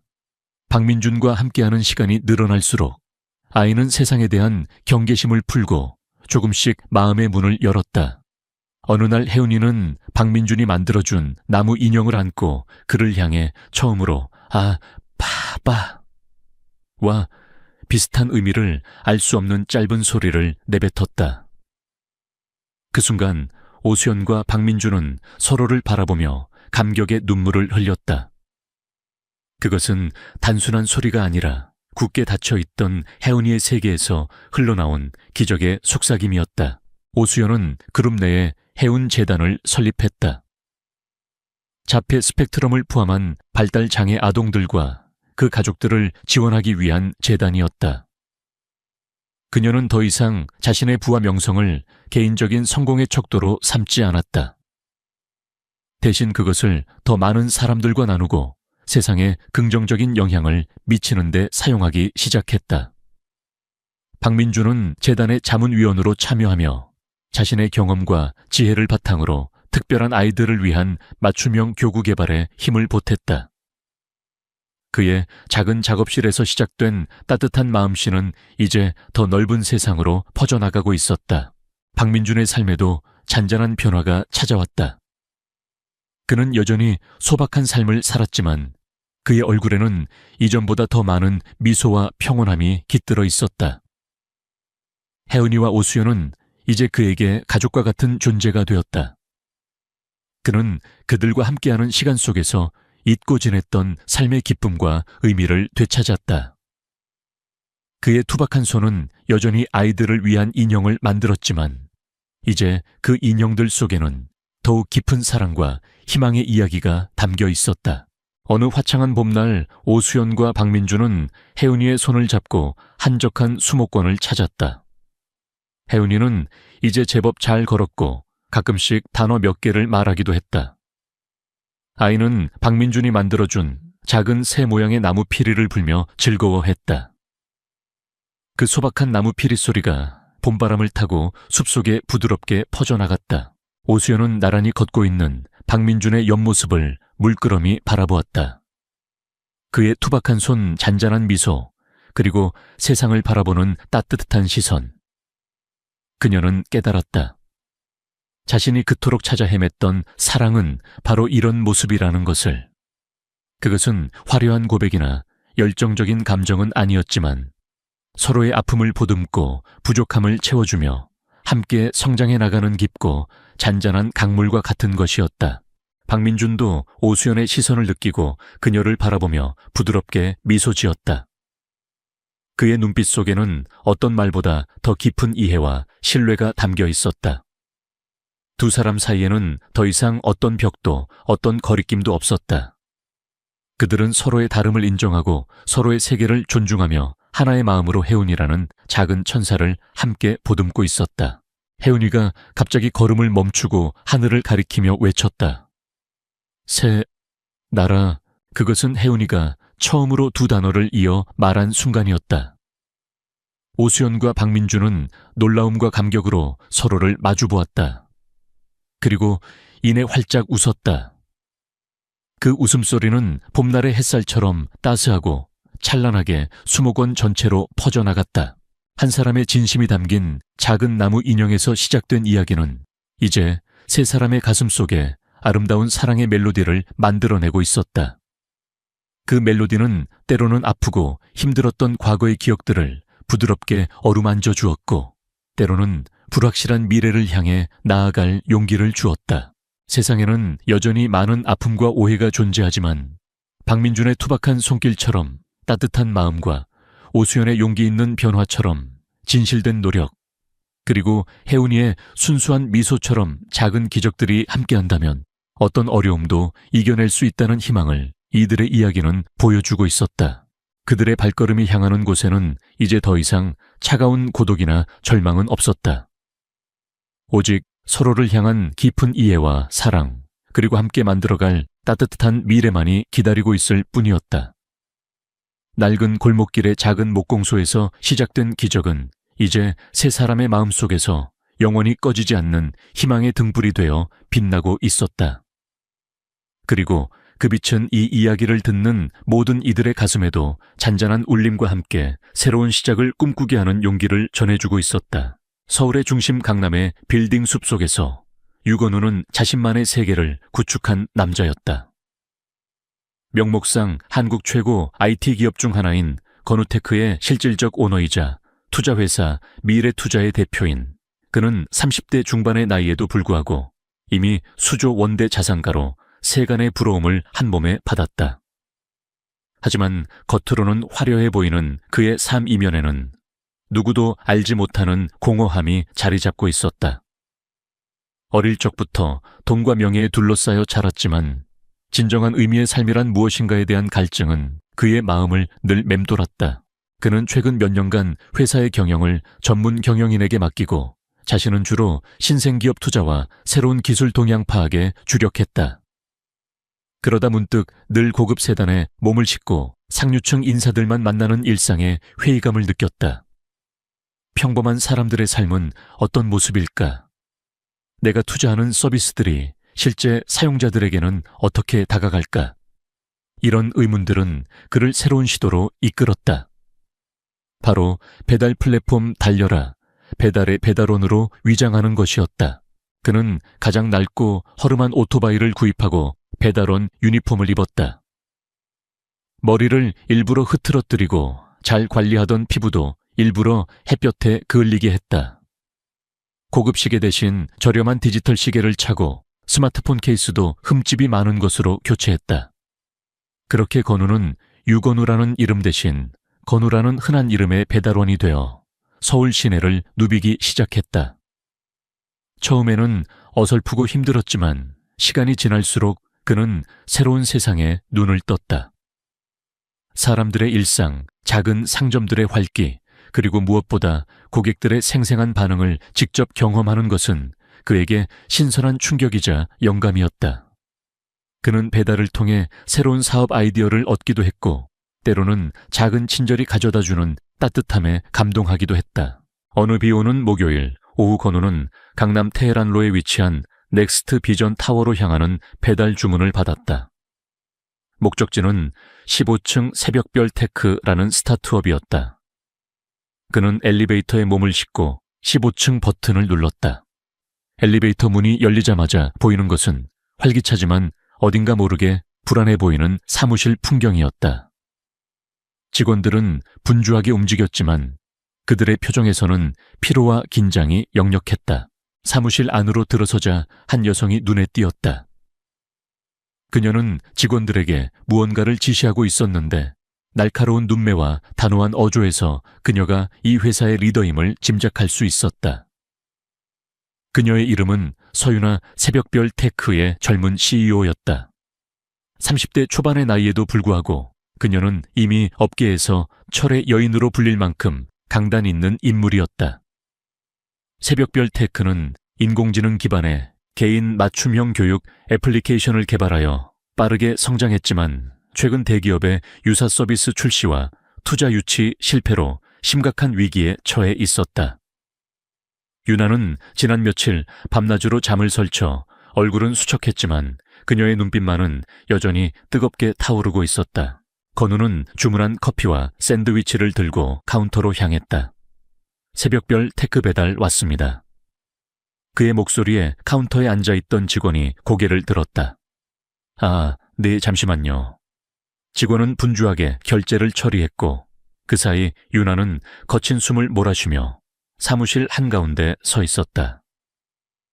그녀의 귀에는 투자자의 냉정한 목소리가 맴도는 듯했다. 서 대표님, 저희는 새벽별 테크의 성장 가능성에 의문을 가질 수밖에 없습니다. 다음 주까지 확실한 비전과 실질적인 성과를 보여주지 못한다면 저희는 투자 철회를 고려할 수밖에 없습니다. 건우는 유나의 모습을 물끄러미 바라봤다.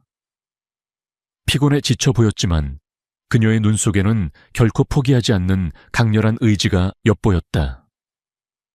그 순간 유나가 갑자기 고개를 돌려 건우를 바라봤다. 그녀의 시선이 건우의 남루한 유니폼과 피곤에 찌든 얼굴에 잠시 머물렀다. 그녀는 건우를 그저 수많은 배달원 중 한 명으로 인식한 듯했다. 혹시 서윤아 대표님이세요? 건우가 조심스럽게 물었다. 유나는 미간을 살짝 찌푸렸다. 네, 그런데요.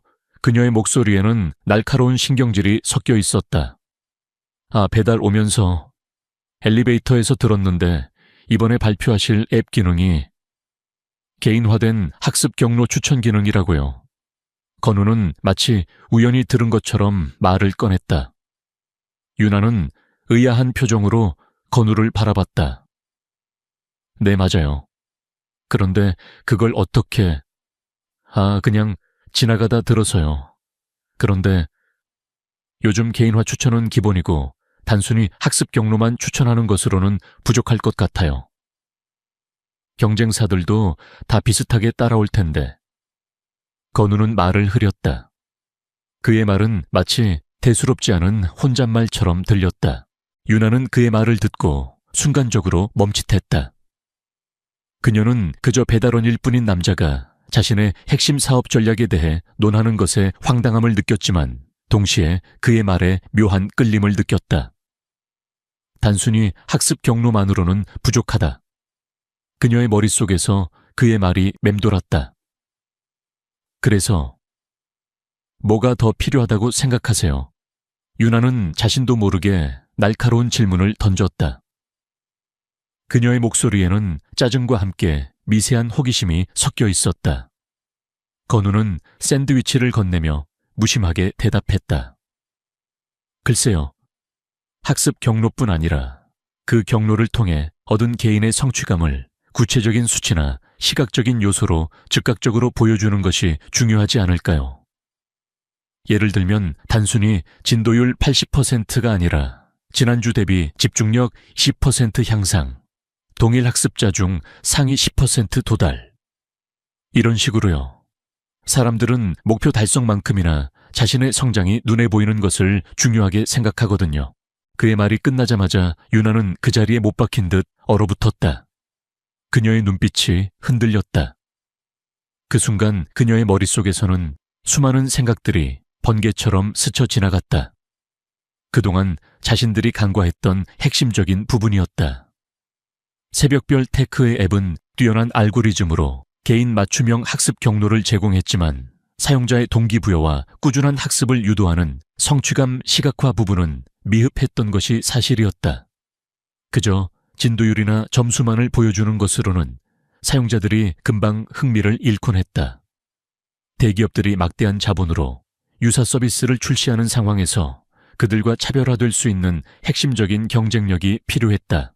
그리고 건우의 말이 바로 그 해답의 실마리를 던져준 것이었다. 이봐요, 잠시만요. 유나가 급하게 외쳤지만 건우는 이미 몸을 돌려 엘리베이터를 향해 걷고 있었다. 그는 자신의 말이 그녀에게 어떤 파급 효과를 가져올지 예상이나 한 듯 태연하게 걸음을 옮겼다. 저기요, 그쪽 이름이 뭐예요? 어디 소속이에요? 유나가 다급하게 따라갔지만 엘리베이터 문은 이미 닫히기 시작했다. 건우는 닫히는 엘리베이터 문 사이로 옅은 미소를 지으며 작은 목소리로 말했다. 그냥 평범한 배달원입니다. 그리고 문은 완전히 닫혔다. 유나는 닫힌 엘리베이터 문을 멍하니 바라봤다. 심장이 격렬하게 뛰었다. 그녀의 머릿속에는 건우의 마지막 말이 맴돌았다. 평범한 배달원. 과연 그럴까? 그녀는 직감했다. 방금 전 그녀에게 짧지만 강력한 통찰을 준 그 남자는 결코 평범한 사람이 아니었다. 그의 말 한마디가 마치 그녀의 굳어있던 사고를 깨부수는 망치 같았다. 그녀는 즉시 회의실로 돌아가 개발팀과 마케팅팀을 소집했다. 방금 들은 아이디어를 즉시 반영해야 해요. 이건 우리에게 돌파구가 될 수 있습니다. 그녀의 목소리에는 새로운 활력이 넘쳐 흘렀다. 직원들은 유나의 갑작스러운 열정에 놀라워했지만 그녀의 눈빛에서 강한 확신을 읽을 수 있었다. 건우는 오토바이를 타고 빗속을 달렸다. 그의 얼굴에는 만족스러운 미소가 번졌다. 자신이 던진 작은 돌멩이가 잔잔한 연못에 커다란 파장을 일으켰음을 알았다. 그는 유나의 당황스러운 표정과 이내 번뜩이는 눈빛을 기억했다. 새벽별 테크. 그 회사에 대한 투자를 심각하게 고려해 볼 때가 온 것 같았다. 그의 배달원으로서의 삶은 계속될 터였다. 그리고 언젠가 평범한 배달원과 철의 여인은 다시 만나게 될 운명이라는 것을 그는 어렴풋이 예감했다. 엘리베이터 문이 닫히고 건우는 넥스트 비전 타워를 빠져나와 빗속을 뚫고 오토바이를 몰았다. 그의 마음속에는 서윤아 대표의 모습이 선명하게 남아있었다. 그녀의 눈빛에서 읽을 수 있었던 절박함과 동시에 강렬한 의지는 그에게 깊은 인상을 남겼다.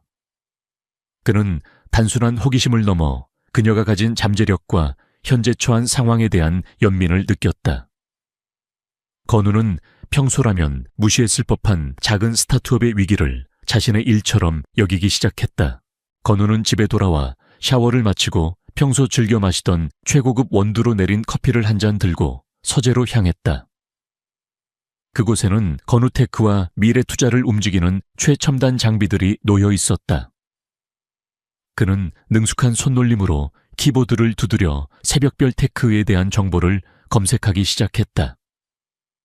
언론에 보도된 내용부터 비상장 주식거래소의 동향, 그리고 경쟁사들의 움직임까지 건우는 단시간에 방대한 데이터를 수집하고 분석했다.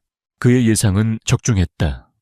새벽별 테크는 훌륭한 기술력을 가지고 있었지만 시장의 변화에 대한 예측과 사용자 경험에 대한 깊이 있는 이해가 부족했다.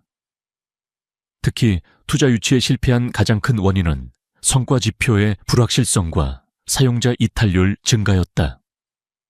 건우는 자신이 윤에게 던졌던 개인의 성취감을 구체적인 수치나 시각적인 요소로 즉각적으로 보여주는 것이라는 아이디어가 얼마나 결정적인 역할을 할 수 있을지 확신했다. 그것은 단순한 기능 추가를 넘어 사용자들에게 앱을 지속적으로 사용하게 만드는 강력한 동기를 부여할 것이었다. 다음 날 아침 새벽별 테크의 사무실은 전날과는 확연히 다른 활기로 가득 찼다. 서윤아 대표는 새벽부터 개발팀과 마케팅팀을 불러 모아 브레인스토밍을 시작했다. 그녀는 건우의 아이디어를 중심으로 새로운 기능 개발에 박차를 가했다. 사용자들이 자신의 성장을 눈으로 보고 성취감을 느낄 수 있도록 직관적인 대시보드를 만들고 작은 목표 달성에도 즉각적인 보상을 제공해야 합니다. 윤아의 지시에 따라 팀원들은 밤샘 작업을 자처하며 새로운 기능 구현에 매달렸다. 하지만 문제는 시간이었다. 다음 주까지 투자자들에게 확실한 비전과 성과를 보여주지 못하면 모든 것이 끝이었다. 윤아는 초조함 속에서도 배달원 건우의 모습과 그의 목소리를 떠올렸다. 평범한 배달원입니다. 그의 마지막 말이 그녀의 머릿속을 맴돌았다. 과연 그는 누구일까? 단순한 배달원이라고 하기에는 너무나도 날카로운 통찰력을 가지고 있었다. 그녀는 여러 배달 플랫폼에 문의해봤지만 건우라는 이름의 배달원은 너무 많았고 직접적인 연락처를 알 수는 없었다. 그를 다시 만날 방법은 오직 배달 주문을 하는 것뿐이었다. 며칠 후 윤아는 회의실에서 투자자들과의 화상회의를 준비하고 있었다. 그녀의 얼굴에는 피로가 역력했지만 눈빛만은 흔들림 없었다. 그때 사무실 문이 열리고 한 직원이 조심스럽게 말했다. 대표님, 배달 왔습니다. 윤아는 순간적으로 심장이 쿵 하고 떨어지는 것을 느꼈다. 설마. 그녀는 재빨리 카운터 쪽으로 시선을 돌렸다.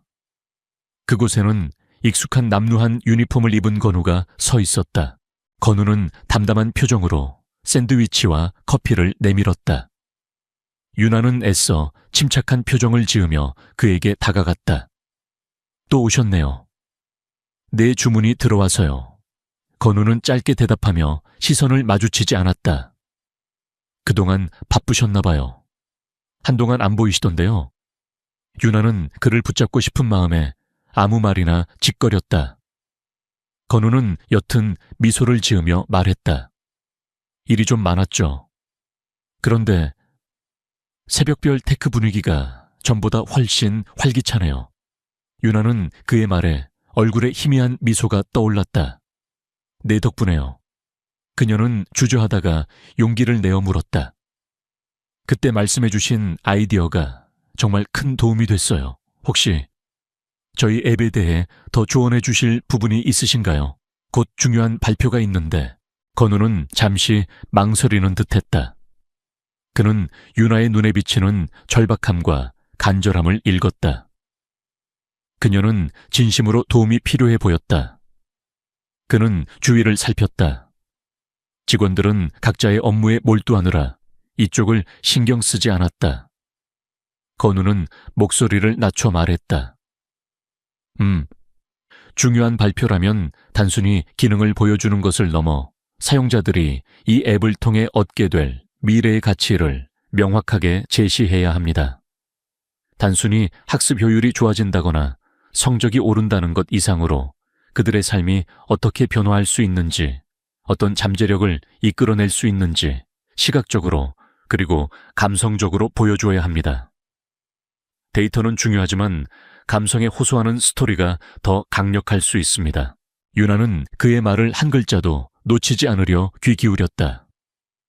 미래의 가치, 감성적인 스토리. 그녀는 그동안 데이터와 기술력에만 집중하느라 놓치고 있던 부분이었다. 그녀는 투자자들에게 앱의 기술적 우수성만을 강조하려 했지, 사용자들이 이 앱을 통해 어떤 삶의 변화를 경험하게 될지에 대한 스토리를 만들어내지 못하고 있었다.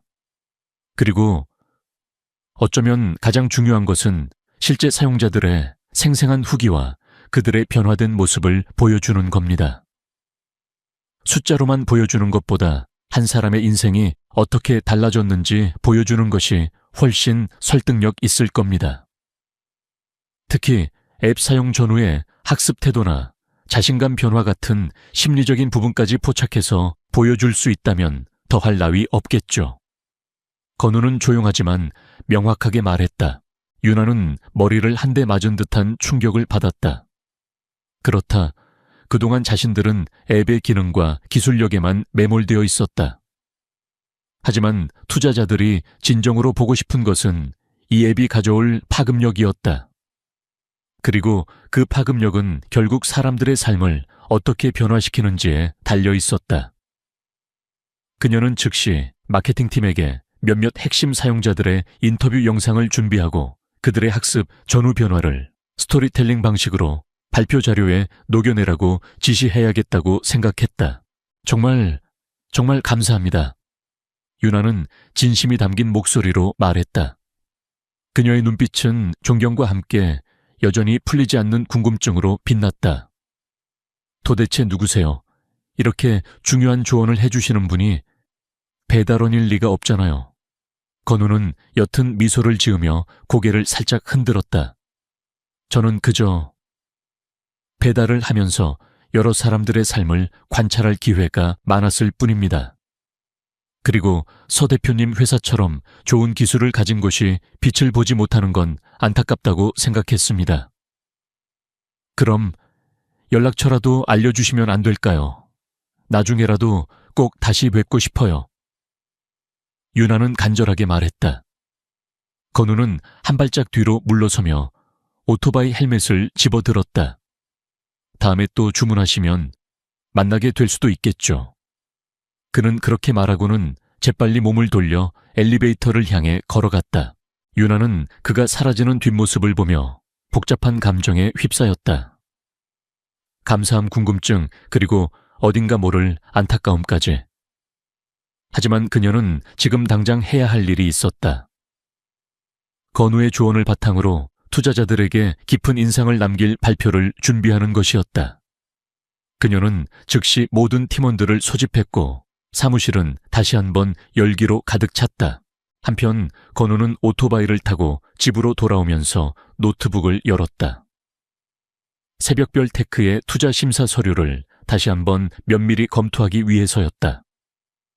그는 이미 유나의 회사에 대한 투자를 거의 확신했지만 그녀가 다음 주 발표에서 어떤 파장을 일으킬지 직접 확인하고 싶었다. 건우는 자신의 작은 조언이 그녀의 회사를 그리고 그녀의 삶을 어떻게 변화시킬지 기대감에 부풀어 있었다. 평범한 배달원과 철의 여인의 운명적인 만남은 이제 막 시작되었을 뿐이었다. 그는 자신이 던진 조언의 파급력이 예상보다 훨씬 클 것임을 직감하고 있었다.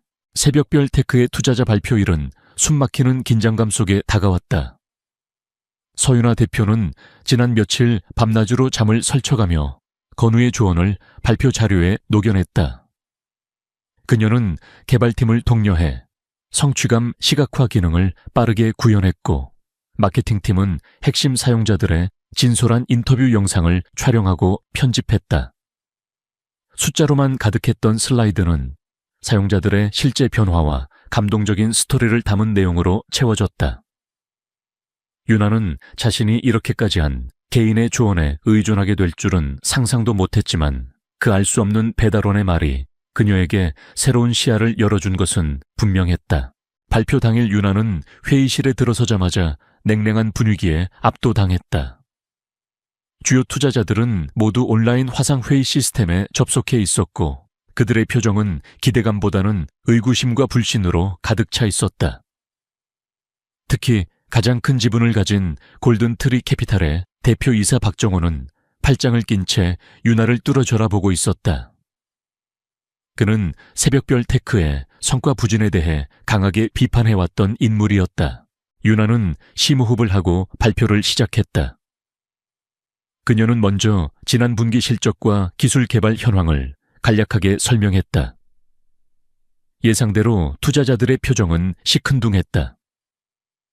그때 유나는 준비했던 전환점을 꺼냈다. 지금부터 저희 새벽별 테크가 추구하는 진정한 가치에 대해 말씀드리겠습니다. 저희는 단순한 교육 앱을 넘어 사용자들의 삶을 변화시키는 동반자가 되고자 합니다. 그녀는 새로 개발된 성취감 시각화 대시보드 시연 영상을 보여주었다.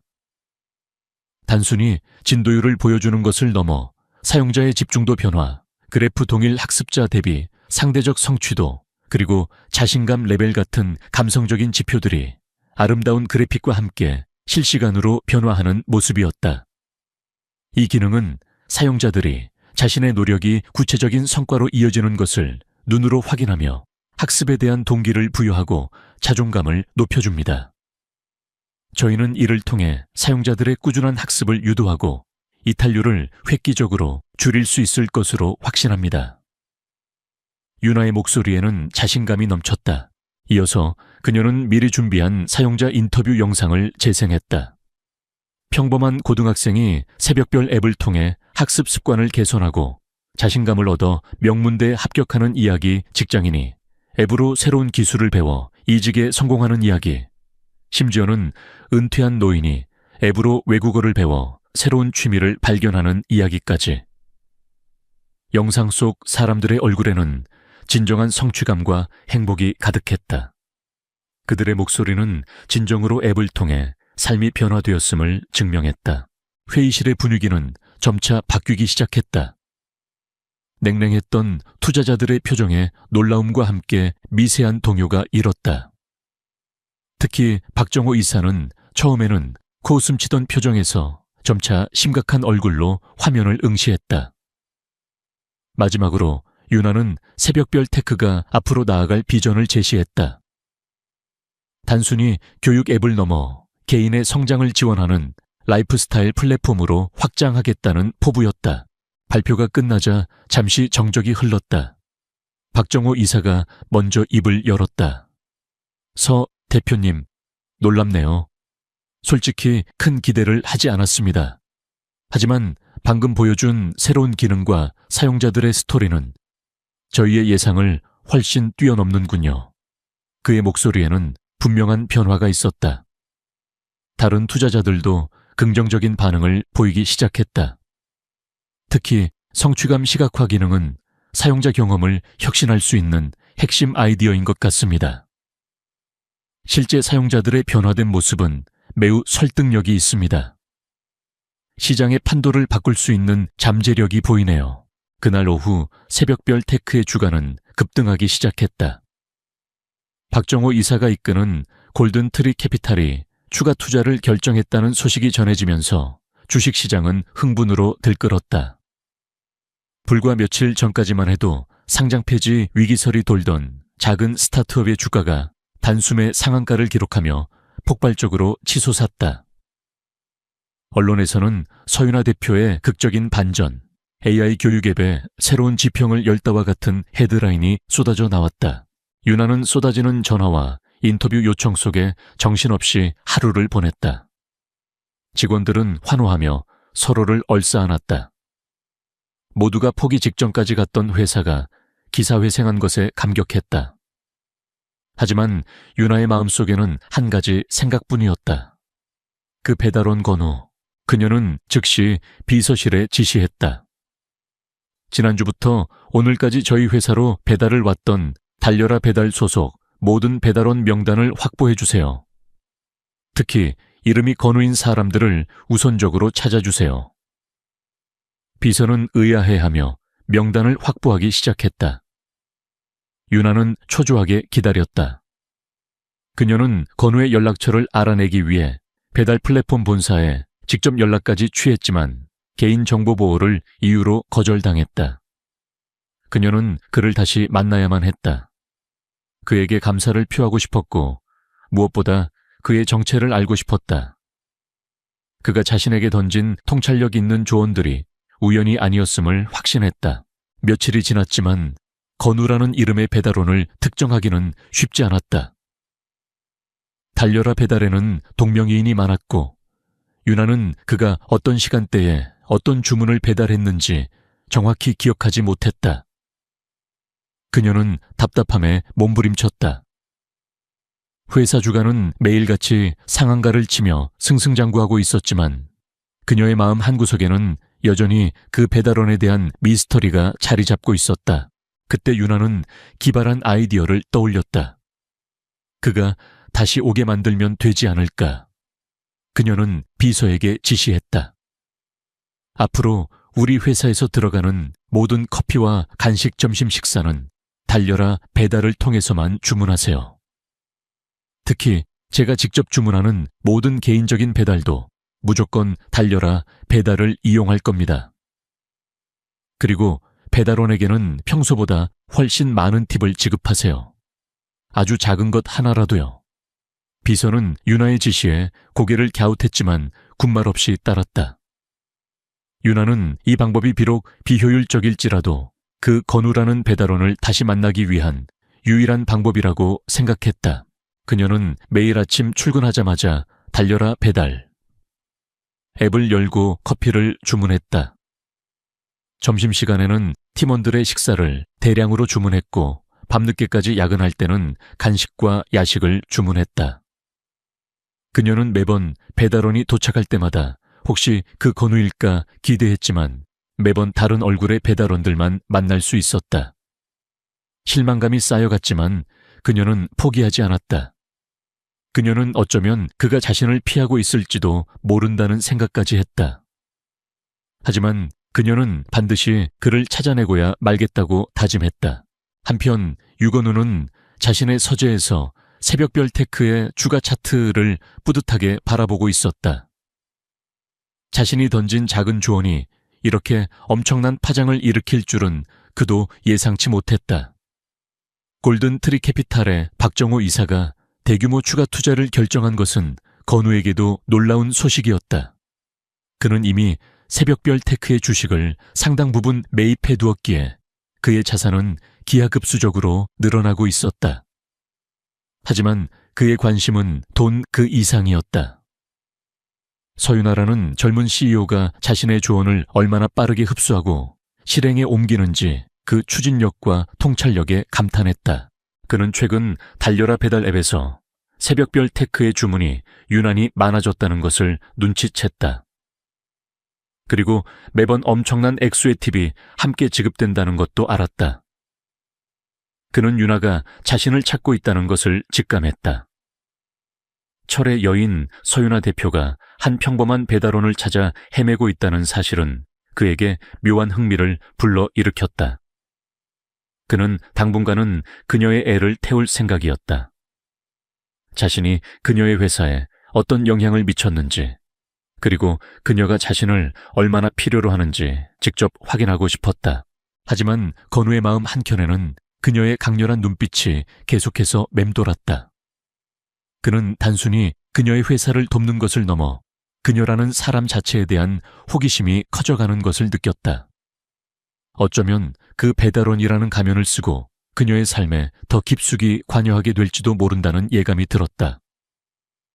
거대한 성공의 물결 속에서 유나는 한 남자를 찾아 헤매고 그 남자는 그림자처럼 그녀의 주변을 맴돌았다.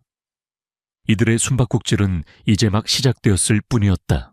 새벽별 테크의 성공은 서윤아 대표의 어깨에 짊어진 부담을 덜어주었지만 동시에 그녀의 마음속에 그 배달원에 대한 집착을 더욱 키웠다.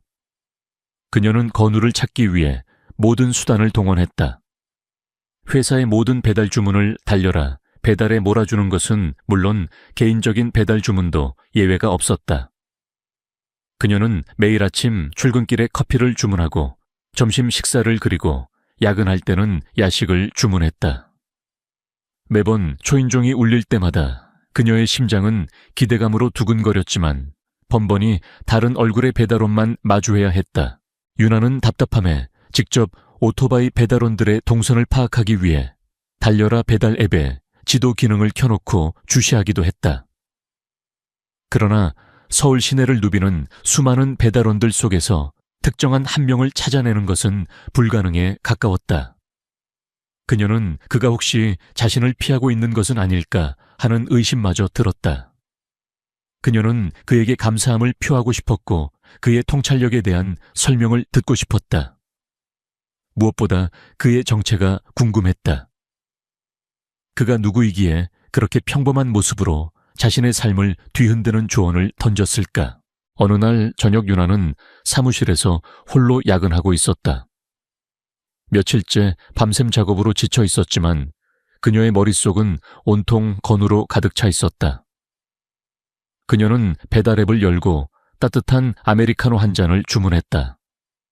이번에도 다른 배달원이 오겠지 하고 체념하는 순간 초인종이 울렸다. 문을 열자마자 그녀의 눈은 휘둥그레졌다. 그곳에는 비에 젖은 헬멧을 쓰고 익숙한 남루한 배달원 유니폼을 입은 건우가 서 있었다. 유나는 너무 놀라 말이 나오지 않았다. 건우는 헬멧을 벗으며 옅은 미소를 지었다. 오랜만이네요, 서 대표님. 유나는 그를 사무실 안으로 안내했다. 들어오세요. 비 맞으셨네요. 제가 직접 차 한 잔 내드릴게요. 건우는 괜찮다며 손사래를 쳤지만 유나는 그를 거의 강제로 소파에 앉혔다. 따뜻한 차를 내오며 유나는 말을 꺼냈다. 그동안 어떻게 지내셨어요? 제가 얼마나 찾았는지 아세요? 건우는 능청스럽게 대답했다. 내 덕분에 배달 주문이 많아져서 바빴습니다. 새벽별 테크 덕분에요. 그의 말 속에는 알 수 없는 장난기가 서려 있었다. 유나는 그의 태연함에 살짝 화가 나는 듯했지만 이내 마음을 다잡았다. 정말 궁금했어요. 그때 그 조언들 어떻게 그런 통찰력을 가지게 되셨어요? 배달원이라고 하셨지만 제가 보기엔 평범한 분이 아니세요. 건우는 차 한 모금을 마시며 천천히 말했다. 제가 여러 사람들의 삶을 가까이서 지켜볼 수 있는 직업이라서요. 매일 새로운 사람들을 만나고 그들의 작은 이야기들을 듣다 보면 보이는 것들이 있습니다.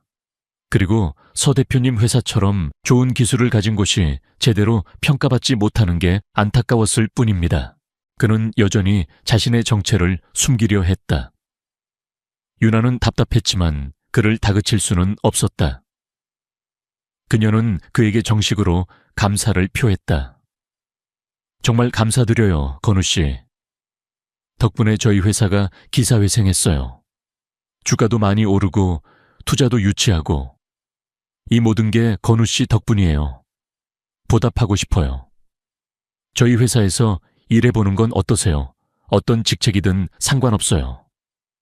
건우 씨의 통찰력은 저희에게 꼭 필요해요. 건우는 그녀의 제안에 피식 웃었다. 제가 배달원 일에 만족하고 있어서요. 그리고 서 대표님 회사에 들어가면 지금처럼 자유롭게 배달을 못할 텐데요. 유나는 그의 거절에 실망했지만 포기하지 않았다. 그럼 컨설팅이라도 해주세요. 저희 회사 주식이라도 드릴 수 있어요. 아니면 제가 원하는 게 뭐든지 말해보세요. 가능한 건 뭐든지 해드릴게요. 그녀의 목소리에는 간절함이 묻어났다. 건우는 유나의 간절한 눈빛을 바라봤다. 그녀의 순수함과 열정이 그를 움직였다. 그는 잠시 고민하는 척하다가 말했다. 글쎄요. 그럼 제가 가끔 서 대표님 회사로 배달을 갈 때마다 커피 한 잔에 제 아이디어를 교환하는 건 어떨까요? 물론 제가 원할 때만요.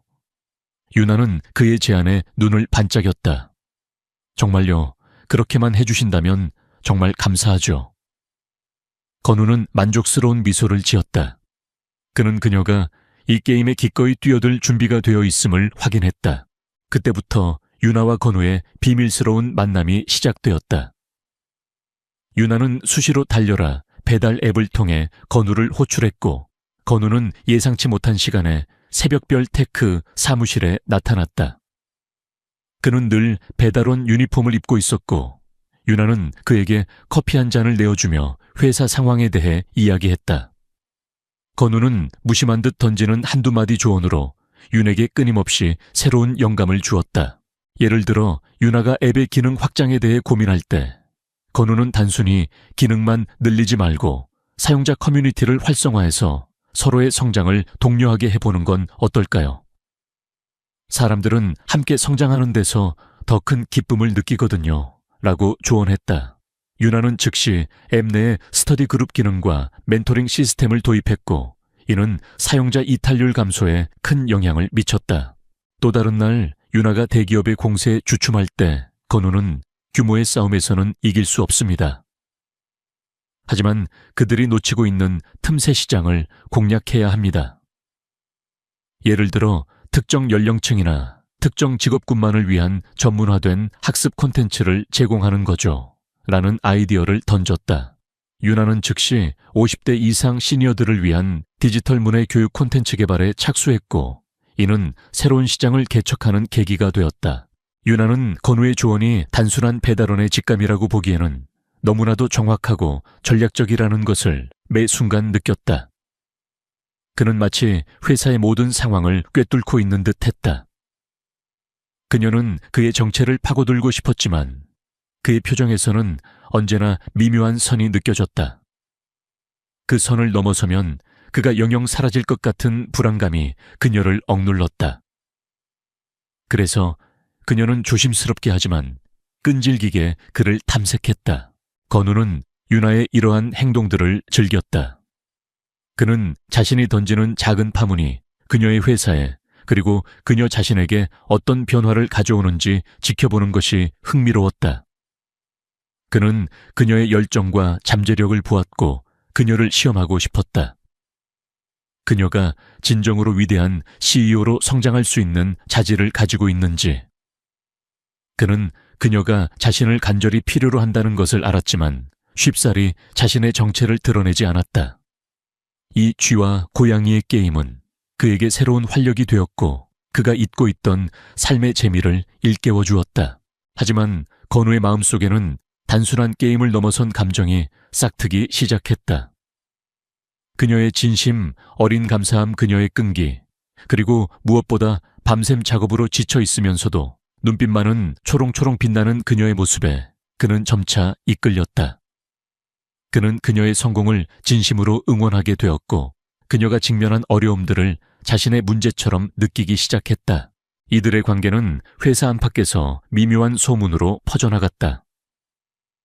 서윤아 대표가 어떤 신비한 배달원으로부터 컨설팅을 받는다더라. 그 배달원이 새벽별 테크 주가를 올리는데 결정적인 역할을 했다더라는 이야기들이 떠돌았다. 유나는 그런 소문들을 무시했지만 그녀의 마음속에는 늘 불안감이 자리 잡고 있었다. 과연 이 비밀스러운 관계가 언제까지 지속될 수 있을까? 그리고 건우그는 대체 누구일까? 그녀는 자신이 점차 그에게 의지하게 되고 있다는 사실을 인정할 수밖에 없었다. 새벽별 테크의 성공 신화는 주식시장의 뜨거운 감자가 되었고 서윤아 대표는 미디어의 집중적인 조명을 받았다. 그녀는 성공한 젊은 여성 CEO의 표상이 되었지만 그 이면에는 보이지 않는 압박이 그림자처럼 따라붙었다. 특히 새벽별 테크의 성공을 시샘하는 대기업들과 질투심에 불타는 경쟁사들의 견제가 심화되기 시작했다. 가장 큰 위협은 IT 업계의 거물인 즈스그룹이었다. 즈스그룹은 새벽별 테크와 유사한 교육 앱을 개발 중이었는데 새벽별 테크의 급부상으로 자신들의 시장 진출에 제동이 걸리자 노골적인 압박을 가하기 시작했다. 그들은 막대한 자본력을 앞세워 새벽별 테크의 핵심 개발 인력들을 스카우트하려 했고 앱의 알고리즘에 대한 특허 침해 소송을 제기하겠다고 으름장을 놓았다. 뿐만 아니라 언론을 통해 새벽별 테크의 기술력에 대한 의혹을 제기하며 여론을 흔들었다. 유나는 이 모든 상황에 홀로 맞서야 했다. 밤샘 회의가 이어졌고 변호사들과의 미팅, 언론과의 인터뷰 등 정신없는 나날을 보냈다. 그녀의 얼굴에는 다시금 피로가 역력해졌지만 이번에는 절박함보다는 단호한 의지가 더 강하게 엿보였다. 그녀는 주스그룹의 악의적인 공세에 흔들리지 않으려 애썼지만 내면의 불안감은 어쩔 수 없었다. 회사의 미래가 다시금 위태로워지는 순간이었다. 가장 큰 문제는 특허 침해 소송 위협이었다. 주스그룹은 새벽별 테크의 개인 맞춤형 학습 경로 추천 알고리즘이 자신들의 특허를 침해했다고 주장했다. 만약 소송에서 패소한다면 새벽별 테크는 막대한 배상금을 물어야 할 뿐만 아니라 핵심 기능을 사용할 수 없게 되어 회사가 존폐 위기에 놓일 수도 있었다. 유나는 변호사들과 머리를 맞대고 방어 전략을 세웠지만 워낙 복잡한 기술 문제라 쉽지 않았다. 그녀는 초조함에 다시금 건우를 떠올렸다. 위기가 닥칠 때마다 그의 통찰력은 항상 빛을 발했다. 유나는 지푸라기라도 잡는 심정으로 새벽녘에 달려라 배달 앱을 열고 커피를 주문했다. 이번에는 제발 그가 와주기를 간절히 바랐다. 건우는 새벽녘에 도착한 새벽별 테크의 커피 주문을 보고 피식 웃었다. 역시 올 것이 왔군. 그는 서윤아가 자신을 찾을 것이라는 것을 직감하고 있었다. 주스그룹의 새벽별 테크 견제 소식은 이미 건우테크와 미래투자 내부에서도 주요 안건으로 다뤄지고 있었다. 건우는 이미 주스그룹의 특허 내용을 면밀히 분석하고 있었다. 그들의 주장이 얼마나 허점투성인지 그는 누구보다 잘 알고 있었다. 건우는 여느 때처럼 배달원 유니폼을 입고 넥스트 비전 타워로 향했다. 15층 새벽별 테크 사무실에는 유나 홀로 남아있었다. 그녀는 건우를 보자마자 안도감과 함께 눈물이 글썽였다. 건우씨, 와주셨네요. 정말 힘들어요. 건우는 묵묵히 커피를 내밀었다. 무슨 일인지 듣고 싶네요. 그의 차분한 목소리는 윤에게 큰 위로가 되었다. 유나는 지우스그룹의 악의적인 공세와 특허 침해 소송 위협에 대해 설명했다. 그녀는 특히 특허 문제에 대한 불안감을 토로했다. 변호사들은 우리가 충분히 방어할 수 있다고 하지만 만약 지기라도 하면 모든 게 끝이에요. 저는 이 회사를 지키고 싶어요. 건우는 유나의 이야기를 진지하게 들었다. 그리고 그녀의 눈을 똑바로 바라보며 말했다.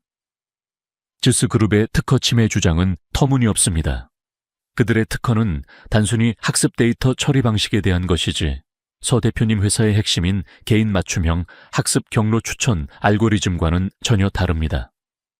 오히려 서 대표님 회사의 알고리즘은 훨씬 진보적이고 독창적입니다. 유나는 건우의 단호한 말에 놀랐다. 그걸 어떻게 하세요? 저희 변호사들도 그 부분을 파고 있지만 주스그룹의 특허가 워낙 복잡해서 쉽지 않다고 하던데요. 건우는 미소를 지었다. 이런 쪽에 관심이 많아서요.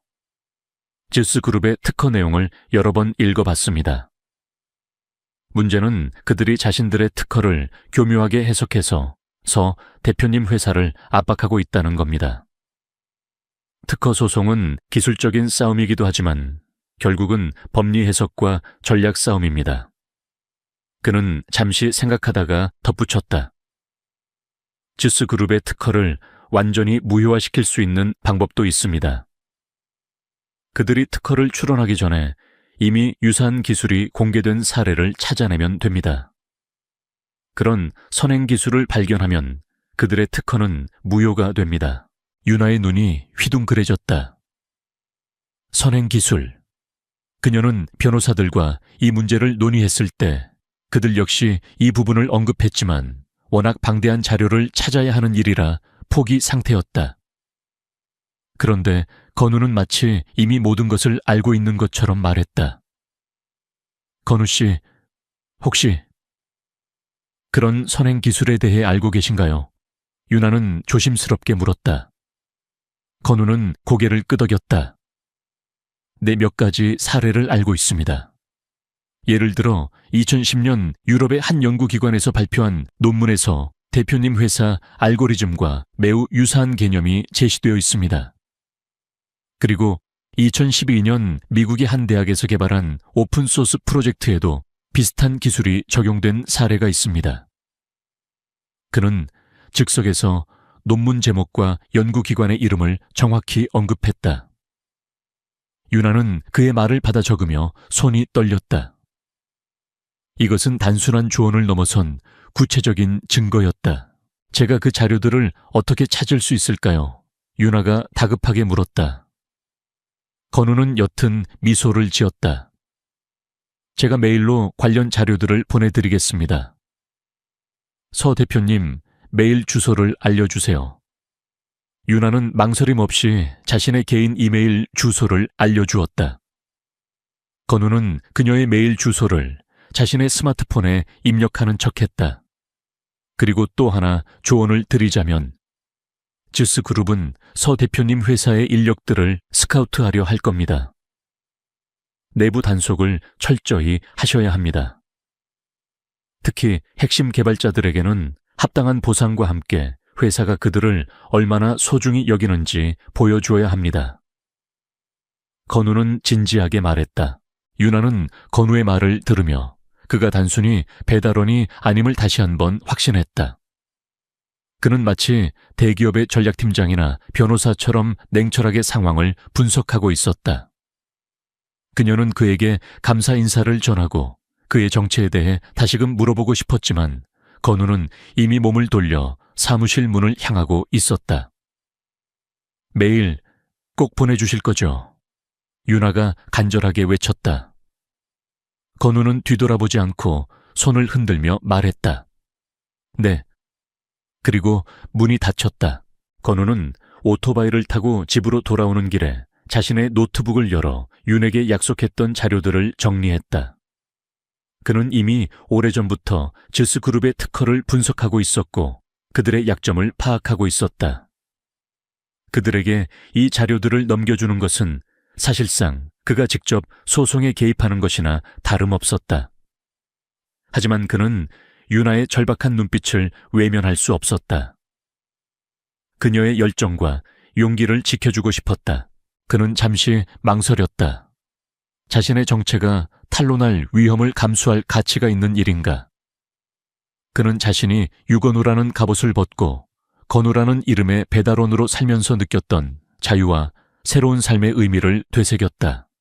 하지만 동시에 서유나라는 여인의 삶을 통해 자신이 잊고 있던 영향력이라는 가치를 다시금 깨닫고 있었다.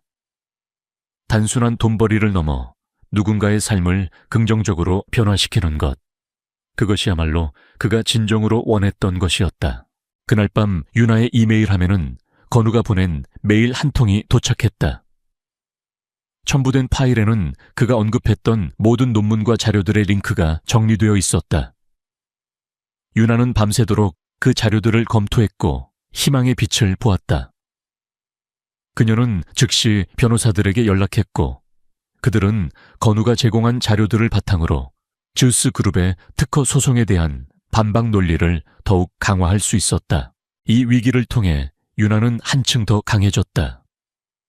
그녀는 건우의 도움 없이는 이 모든 것을 해결할 수 없었음을 인정했지만 동시에 자신도 강한 의지와 지혜를 가지고 있음을 깨달았다. 그녀는 내부 직원들에게 회사의 위기를 솔직하게 설명하고 함께 헤쳐나가자고 독려했다. 그녀의 진심은 직원들에게 큰 울림을 주었고 직원들은 더욱 단단하게 뭉쳤다. 건우는 자신이 보낸 자료들이 윤에게 어떤 영향을 미치고 있는지, 그녀가 어떻게 위기에 대처하는지 조용히 지켜보고 있었다. 그는 그녀가 자신의 도움을 받아들이고 더욱 강해지는 모습에 만족감을 느꼈다. 하지만 동시에 이제는 더 이상 평범한 배달원으로 그녀의 곁에 머무르는 것이 불가능하다는 것을 예감했다. 그녀의 위기는 그에게 자신의 진짜 모습을 드러내야 할 때가 다가오고 있음을 알렸다. 제우스 그룹과의 특허 소송은 새벽별 테크의 큰 부담이었지만 서윤아 대표는 건우가 건네준 자료들을 바탕으로 끈질기게 맞섰다. 그의 조언대로 선행 기술 자료를 확보하고 변호사들과 밤샘 회의를 거듭하며 반박 논리를 강화했다. 그녀의 지칠 줄 모르는 열정과 건우의 통찰력이 결합되자 상황은 점차 새벽별 테크에 유리하게 흘러갔다. 제우스 그룹은 예상치 못한 강력한 방역에 당황했고 언론 역시 제우스 그룹의 부당한 압력에 대한 의혹을 제기하기 시작했다. 소송이 한창 진행 중이던 어느 날 서울경제신문에서 주최하는 혁신기업가 포럼에 윤아가 연사로 초청되었다. 새벽별 테크의 성공 사례와 그녀의 리더십을 높이 평가했기 때문이었다. 윤아는 이 기회를 통해 제우스 그룹의 부당한 압력을 폭로하고 새벽별 테크의 기술력을 다시 한번 알릴 계획이었다. 포럼 당일 행사장에는 수많은 언론인과 업계 관계자들이 모여들었다. 박정호 이사를 비롯한 주요 투자자들도 참석하여 윤에게 응원의 메시지를 보냈다. 윤아는 단상에 올라 마이크를 잡았다. 그녀는 새벽별 테크의 성장 과정과 미래 비전을 설명하며 청중들의 시선을 사로잡았다. 그리고 이내 제우스 그룹과의 소송에 대한 이야기를 꺼냈다. 저희는 지금 업계의 거대한 벽과 싸우고 있습니다. 하지만 저희는 결코 포기하지 않을 것입니다. 저희의 기술력과 비전은 정당하고 저희는 사용자들에게 진정한 가치를 제공하고 있다고 믿기 때문입니다. 그녀의 목소리에는 단호함과 함께 비장함이 섞여 있었다. 그때였다. 포럼장 뒷문이 스르륵 열리며 한 남자가 들어섰다. 그는 고급 수트 차림에 흐트러짐 없는 머리, 그리고 날카로운 눈빛을 가진 남자였다. 그의 등장은 잠시 장내를 술렁이게 했다. 바로 유건우 건우테크의 실질적 오너이자 미래투자의 대표였다. 그는 평소 언론의 모습을 드러내지 않는 은둔형 경영자로 유명했기에 그의 등장은 모두에게 예상 밖의 일이었다. 윤아는 연설을 이어가다 시선을 돌렸고 뒷문에 서 있는 건우를 발견했다. 그녀의 눈이 휘둥그레졌다. 그가 왜 여기에 그는 평소 자신이 알던 배달원 건우의 모습과는 너무나도 달랐다. 세련되고 당당하며 모든 것을 압도하는 듯한 아우라가 느껴졌다. 그의 모습에서 그녀는 문득 지난날 그가 던졌던 예리한 조언들과 그의 알 수 없는 미소를 떠올렸다. 그녀의 머릿속에서 퍼즐 조각들이 맞춰지기 시작했다. 설마 건우는 윤아의 시선을 피하지 않고 오히려 그녀에게 옅은 미소를 지어 보였다. 그의 눈빛은 이제 모든 것을 알게 될 거야라고 말하는 듯했다. 윤아는 혼란스러움에 잠시 말을 잇지 못했다. 그녀의 심장이 격렬하게 뛰기 시작했다. 그때 유건우가 연단으로 걸어 나왔다. 장내는 술렁거렸다. 진행자가 당황한 표정으로 그를 막으려 했지만 건우는 묵묵히 윤아의 옆에 섰다. 그리고 마이크를 잡았다. 안녕하십니까. 건우테크 유건우입니다. 그리고 저는 새벽별 테크의 서윤아 대표님을 지지합니다. 그의 한마디에 장내는 완전히 얼어붙었다. 모든 시선이 그에게 집중되었다. 제우스 그룹이 새벽별 테크에 제기한 특허 침해 소송은 근거 없는 주장이며 저는 이에 대한 명백한 증거를 가지고 있습니다. 건우의 목소리는 낮았지만 단호하고 힘이 있었다. 그는 준비해온 태블릿을 들어보이며 말했다. 여기에 있는 자료들은 제우스 그룹의 특허가 얼마나 허점투성인지 그리고 새벽별 테크의 기술이 얼마나 독창적인지를 증명하는 선행 기술 논문들과 개발 기록들입니다. 저는 이 모든 자료를 법정에 제출할 것이며 새벽별 테크를 적극적으로 지원할 것입니다. 그의 말에 장내는 술렁임을 넘어선 충격에 휩싸였다. 유건우가 직접 나서서 작은 스타트업을 옹호하다니. 이는 업계의 지각 변동을 예고하는 것이나 다름없었다. 박정호 이사를 비롯한 투자자들은 놀라움을 금치 못했다. 윤아는 옆에 서 있는 건우를 올려다봤다. 그녀의 눈에는 놀라운 배신감, 그리고 이루 말할 수 없는 복잡한 감정들이 교차했다.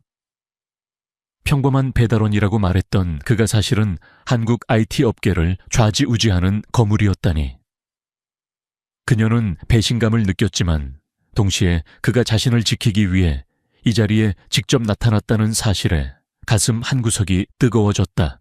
건우는 윤아를 바라보며 조용히 덧붙였다. 그리고 저는 서윤아 대표님과 새벽별 테크의 잠재력을 믿습니다. 단순히 돈을 벌기 위해서가 아니라 이 사회에 긍정적인 영향을 미칠 수 있는 가치를 창출할 수 있는 기업이라고 생각합니다. 저 역시 과거의 배달원으로서 직접 필드에서 경험하면서 새벽별 테크의 혁신적인 아이디어에 감명을 받았습니다. 저의 작은 조언이 그녀의 회사를 살리는 데 도움이 되었다면 그것으로 충분합니다. 그의 말은 장내의 모든 사람들에게 충격을 주었다. 배달원으로서 직접 필드에서 경험했다니 모두가 술렁였다. 그제야 윤아는 깨달았다. 그의 말은 사실이었지만 그녀가 해석하는 방식이 달랐을 뿐이었다. 그는 정말로 배달원으로서 그녀에게 조언을 주었던 것이다. 포럼은 유건우의 깜짝 등장과 고백으로 인해 완전히 뒤집혔다. 언론은 다음 날 아침부터 유건우 회장 신분 위장 후 스타트업 CEO 지원, 배달원 억만장자, 서윤아 대표 구원 투수로 나서다와 같은 헤드라인으로 도배했다. 즈스그룹은 유건우의 개입으로 인해 궁지에 몰렸고 결국 특허 소송을 취하할 수밖에 없었다.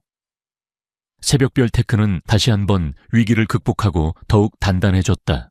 하지만 윤아의 마음은 복잡했다. 그녀는 건우의 도움에 감사했지만 동시에 그가 자신의 신분을 속였다는 사실에 깊은 배신감을 느꼈다. 그날 밤 윤아는 건우에게 전화를 걸었다. 할 얘기가 있어요. 그녀의 목소리는 차갑게 가라앉아 있었다. 건우는 덤덤하게 대답했다. 알겠습니다. 어디서 만날까요? 그들은 한적한 카페에서 만났다. 건우는 더 이상 배달원 유니폼을 입고 있지 않았다. 그는 완벽한 유건우의 모습으로 그녀 앞에 앉아 있었다.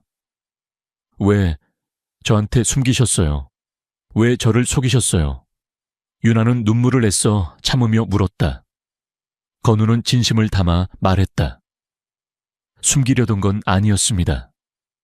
저는 제가 아닌 다른 사람의 시선으로 세상을 보고 싶었습니다. 배달원이라는 평범한 가면을 쓰고 당신을 만났을 때 저는 당신의 진정한 열정과 능력을 볼 수 있었습니다. 그리고 당신의 회사에 진심으로 도움이 되고 싶었습니다. 제 본래 신분으로 다가갔다면 당신은 저를 그저 돈 많은 투자자로만 봤을 겁니다. 당신은 제 아이디어를 진심으로 받아들이지 않았을지도 모릅니다. 윤아는 그의 설명을 듣고 잠시 혼란스러워했다. 그의 말이 일리가 있었다. 만약 처음부터 그가 유건우였다는 것을 알았다면 그녀는 그의 조언을 경계하거나 혹은 너무 쉽게 의지했을지도 모른다. 그의 진심이 느껴졌지만 동시에 상처받은 마음은 쉬이 가라앉지 않았다. 하지만 저는 당신을 믿었어요. 친구처럼 조언자처럼. 그런데 당신은 저한테 전부 거짓말을 했어요. 윤아의 목소리가 떨렸다. 건우는 그녀의 손을 조심스럽게 잡았다. 미안합니다. 당신에게 상처를 주려던 것은 아니었습니다. 하지만 저는 당신이 진정한 리더로 성장하는 것을 보았고 그 과정에서 당신의 강인함과 순수함에 매료되었습니다. 저는 당신에게 사업적인 파트너 이상이 되고 싶습니다, 윤아 씨. 그의 고백에 윤아는 놀랐다. 그녀는 그에게서 사업적인 도움을 받았을 뿐 개인적인 감정을 생각해 본 적은 없었다. 하지만 그의 진심 어린 눈빛과 그동안 그가 자신에게 보여주었던 알 수 없는 끌림을 떠올리자 그녀의 마음이 흔들렸다. 그들은 서로를 복잡한 시선으로 바라봤다. 평범한 배달원과 철의 여인의 관계는 이제 새로운 국면을 맞이하게 되었다. 모든 진실이 드러난 지금 그들의 관계는 어떤 방향으로 나아가게 될까? 카페에서 유건우의 고백을 들은 서윤아는 복잡한 감정에 휩싸였다. 배신감과 함께 그가 자신을 지키기 위해 모든 위험을 감수했다는 사실에 대한 감사함, 그리고 알 수 없는 설렘까지. 그녀는 그에게서 손을 빼내고 잠시 침묵했다. 그동안 그녀는 오직 회사와 성공만을 위해 달려왔기에 개인적인 감정이나 관계에 대해 깊이 생각해 볼 여유가 없었다. 하지만 건우는 그녀의 삶에 예상치 못한 파동을 일으켰다. 생각할 시간이 필요해요. 유나는 조용히 말했다. 건우는 그녀의 결정을 존중했다. 알겠습니다. 언제든 편하게 연락주세요. 그들은 그렇게 헤어졌지만 이미 둘 사이의 관계는 되돌릴 수 없는 방향으로 나아가고 있었다. 이후 며칠 동안 유나는 건우의 말을 되새겼다. 평범한 배달원으로서의 그와 건우테크 회장으로서의 그는 너무나도 다른 인물이었지만 두 모습 모두 그녀에게 진정한 도움과 영감을 주었다. 그녀는 그의 진심을 믿기로 했다. 그가 자신에게 다가온 방식이 다소 충격적이었을지라도 결국 그의 모든 행동은 그녀와 새벽별 테크를 위한 것이었음을 인정할 수밖에 없었다. 며칠 후 유나는 건우에게 연락했고 그들은 다시 만났다.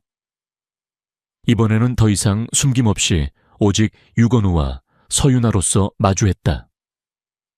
그들은 솔직하게 서로의 감정과 생각들을 이야기했다. 유나는 자신이 느꼈던 배신감과 혼란스러움을 털어놓았고 건우는 왜 그런 선택을 할 수밖에 없었는지 진심으로 설명했다. 대화 끝에 유나는 건우의 진정성에 마음을 열었고 두 사람 사이에는 그 어떤 이해관계도 없는 순수한 신뢰가 싹트기 시작했다. 그 후 새벽별 테크는 유건우 회장의 공개적인 지지와 투자에 힘입어 명실상부한 업계 선두주자로 자리매김했다. 즈스그룹은 유건우의 개입으로 인해 소송에서 불리해지자 결국 합의를 제안했고 새벽별 테크는 승리 아닌 승리를 거두며 회사 이미지와 기술력을 공고히 했다. 유건우는 미래 투자를 통해 새벽별 테크에 대규모 투자를 단행했지만 경영에는 직접적으로 개입하지 않았다. 그는 유나가 자신의 역량을 최대한 발휘할 수 있도록 뒤에서 묵묵히 지원하는 파트너이자 조언자 역할을 자처했다. 새벽별 테크는 건우의 조언을 바탕으로 라이프스타일 플랫폼으로의 확장을 성공적으로 이뤄냈다. AI 기반 학습 앱을 넘어 사용자들의 자기 개발과 삶의 질 향상을 위한 다양한 콘텐츠와 커뮤니티 기능을 추가했다. 성취감 시각화는 사용자들에게 폭발적인 반응을 얻었고 함께 성장하는 커뮤니티는 사용자들의 충성도를 높였다. 시니어들을 위한 디지털 교육 콘텐츠는 사회적 가치를 창출하며 기업의 이미지를 더욱 높였다. 유나는 이제 단순한 CEO를 넘어 사회에 긍정적인 영향을 미치는 혁신적인 리더로 인정받았다. 유건우는 더 이상 배달원 유니폼을 입지 않았다. 하지만 그는 여전히 종종 평범한 사람들의 삶 속으로 들어가 그들의 이야기를 듣고 새로운 영감을 얻었다. 그는 서윤아와의 만남을 통해 자신이 진정으로 추구해야 할 가치가 무엇인지 깨달았다. 그것은 단순히 돈을 버는 것을 넘어 자신의 능력과 통찰력으로 다른 사람들의 잠재력을 이끌어내고 그들의 삶을 긍정적으로 변화시키는 것이었다. 그는 유나의 성공을 보며 자신의 삶도 더욱 풍요로워짐을 느꼈다. 유나와 건우의 관계는 사업적인 파트너십을 넘어 깊은 이해와 존경을 바탕으로 한 관계로 발전했다. 그들은 종종 함께 식사를 하고 미래 사업에 대한 아이디어를 공유하며 때로는 소소한 일상 이야기를 나누는 사이가 되었다. 유나는 이제 그를 온전히 믿었고 그의 조언이 단순한 지식이 아닌 진정한 관심과 애정에서 비롯된 것임을 알았다. 건우 역시 유나의 강인함과 순수함, 그리고 끝없는 열정에 깊이 매료되었다. 그들의 관계는 어떤 섣부른 정의보다 더 깊고 단단한 무언가로 발전하고 있었다. 그것은 단순한 비즈니스 파트너십을 넘어 서로의 삶을 지지하고 함께 성장하며 서로에게 진정한 의미를 찾아주는 관계였다.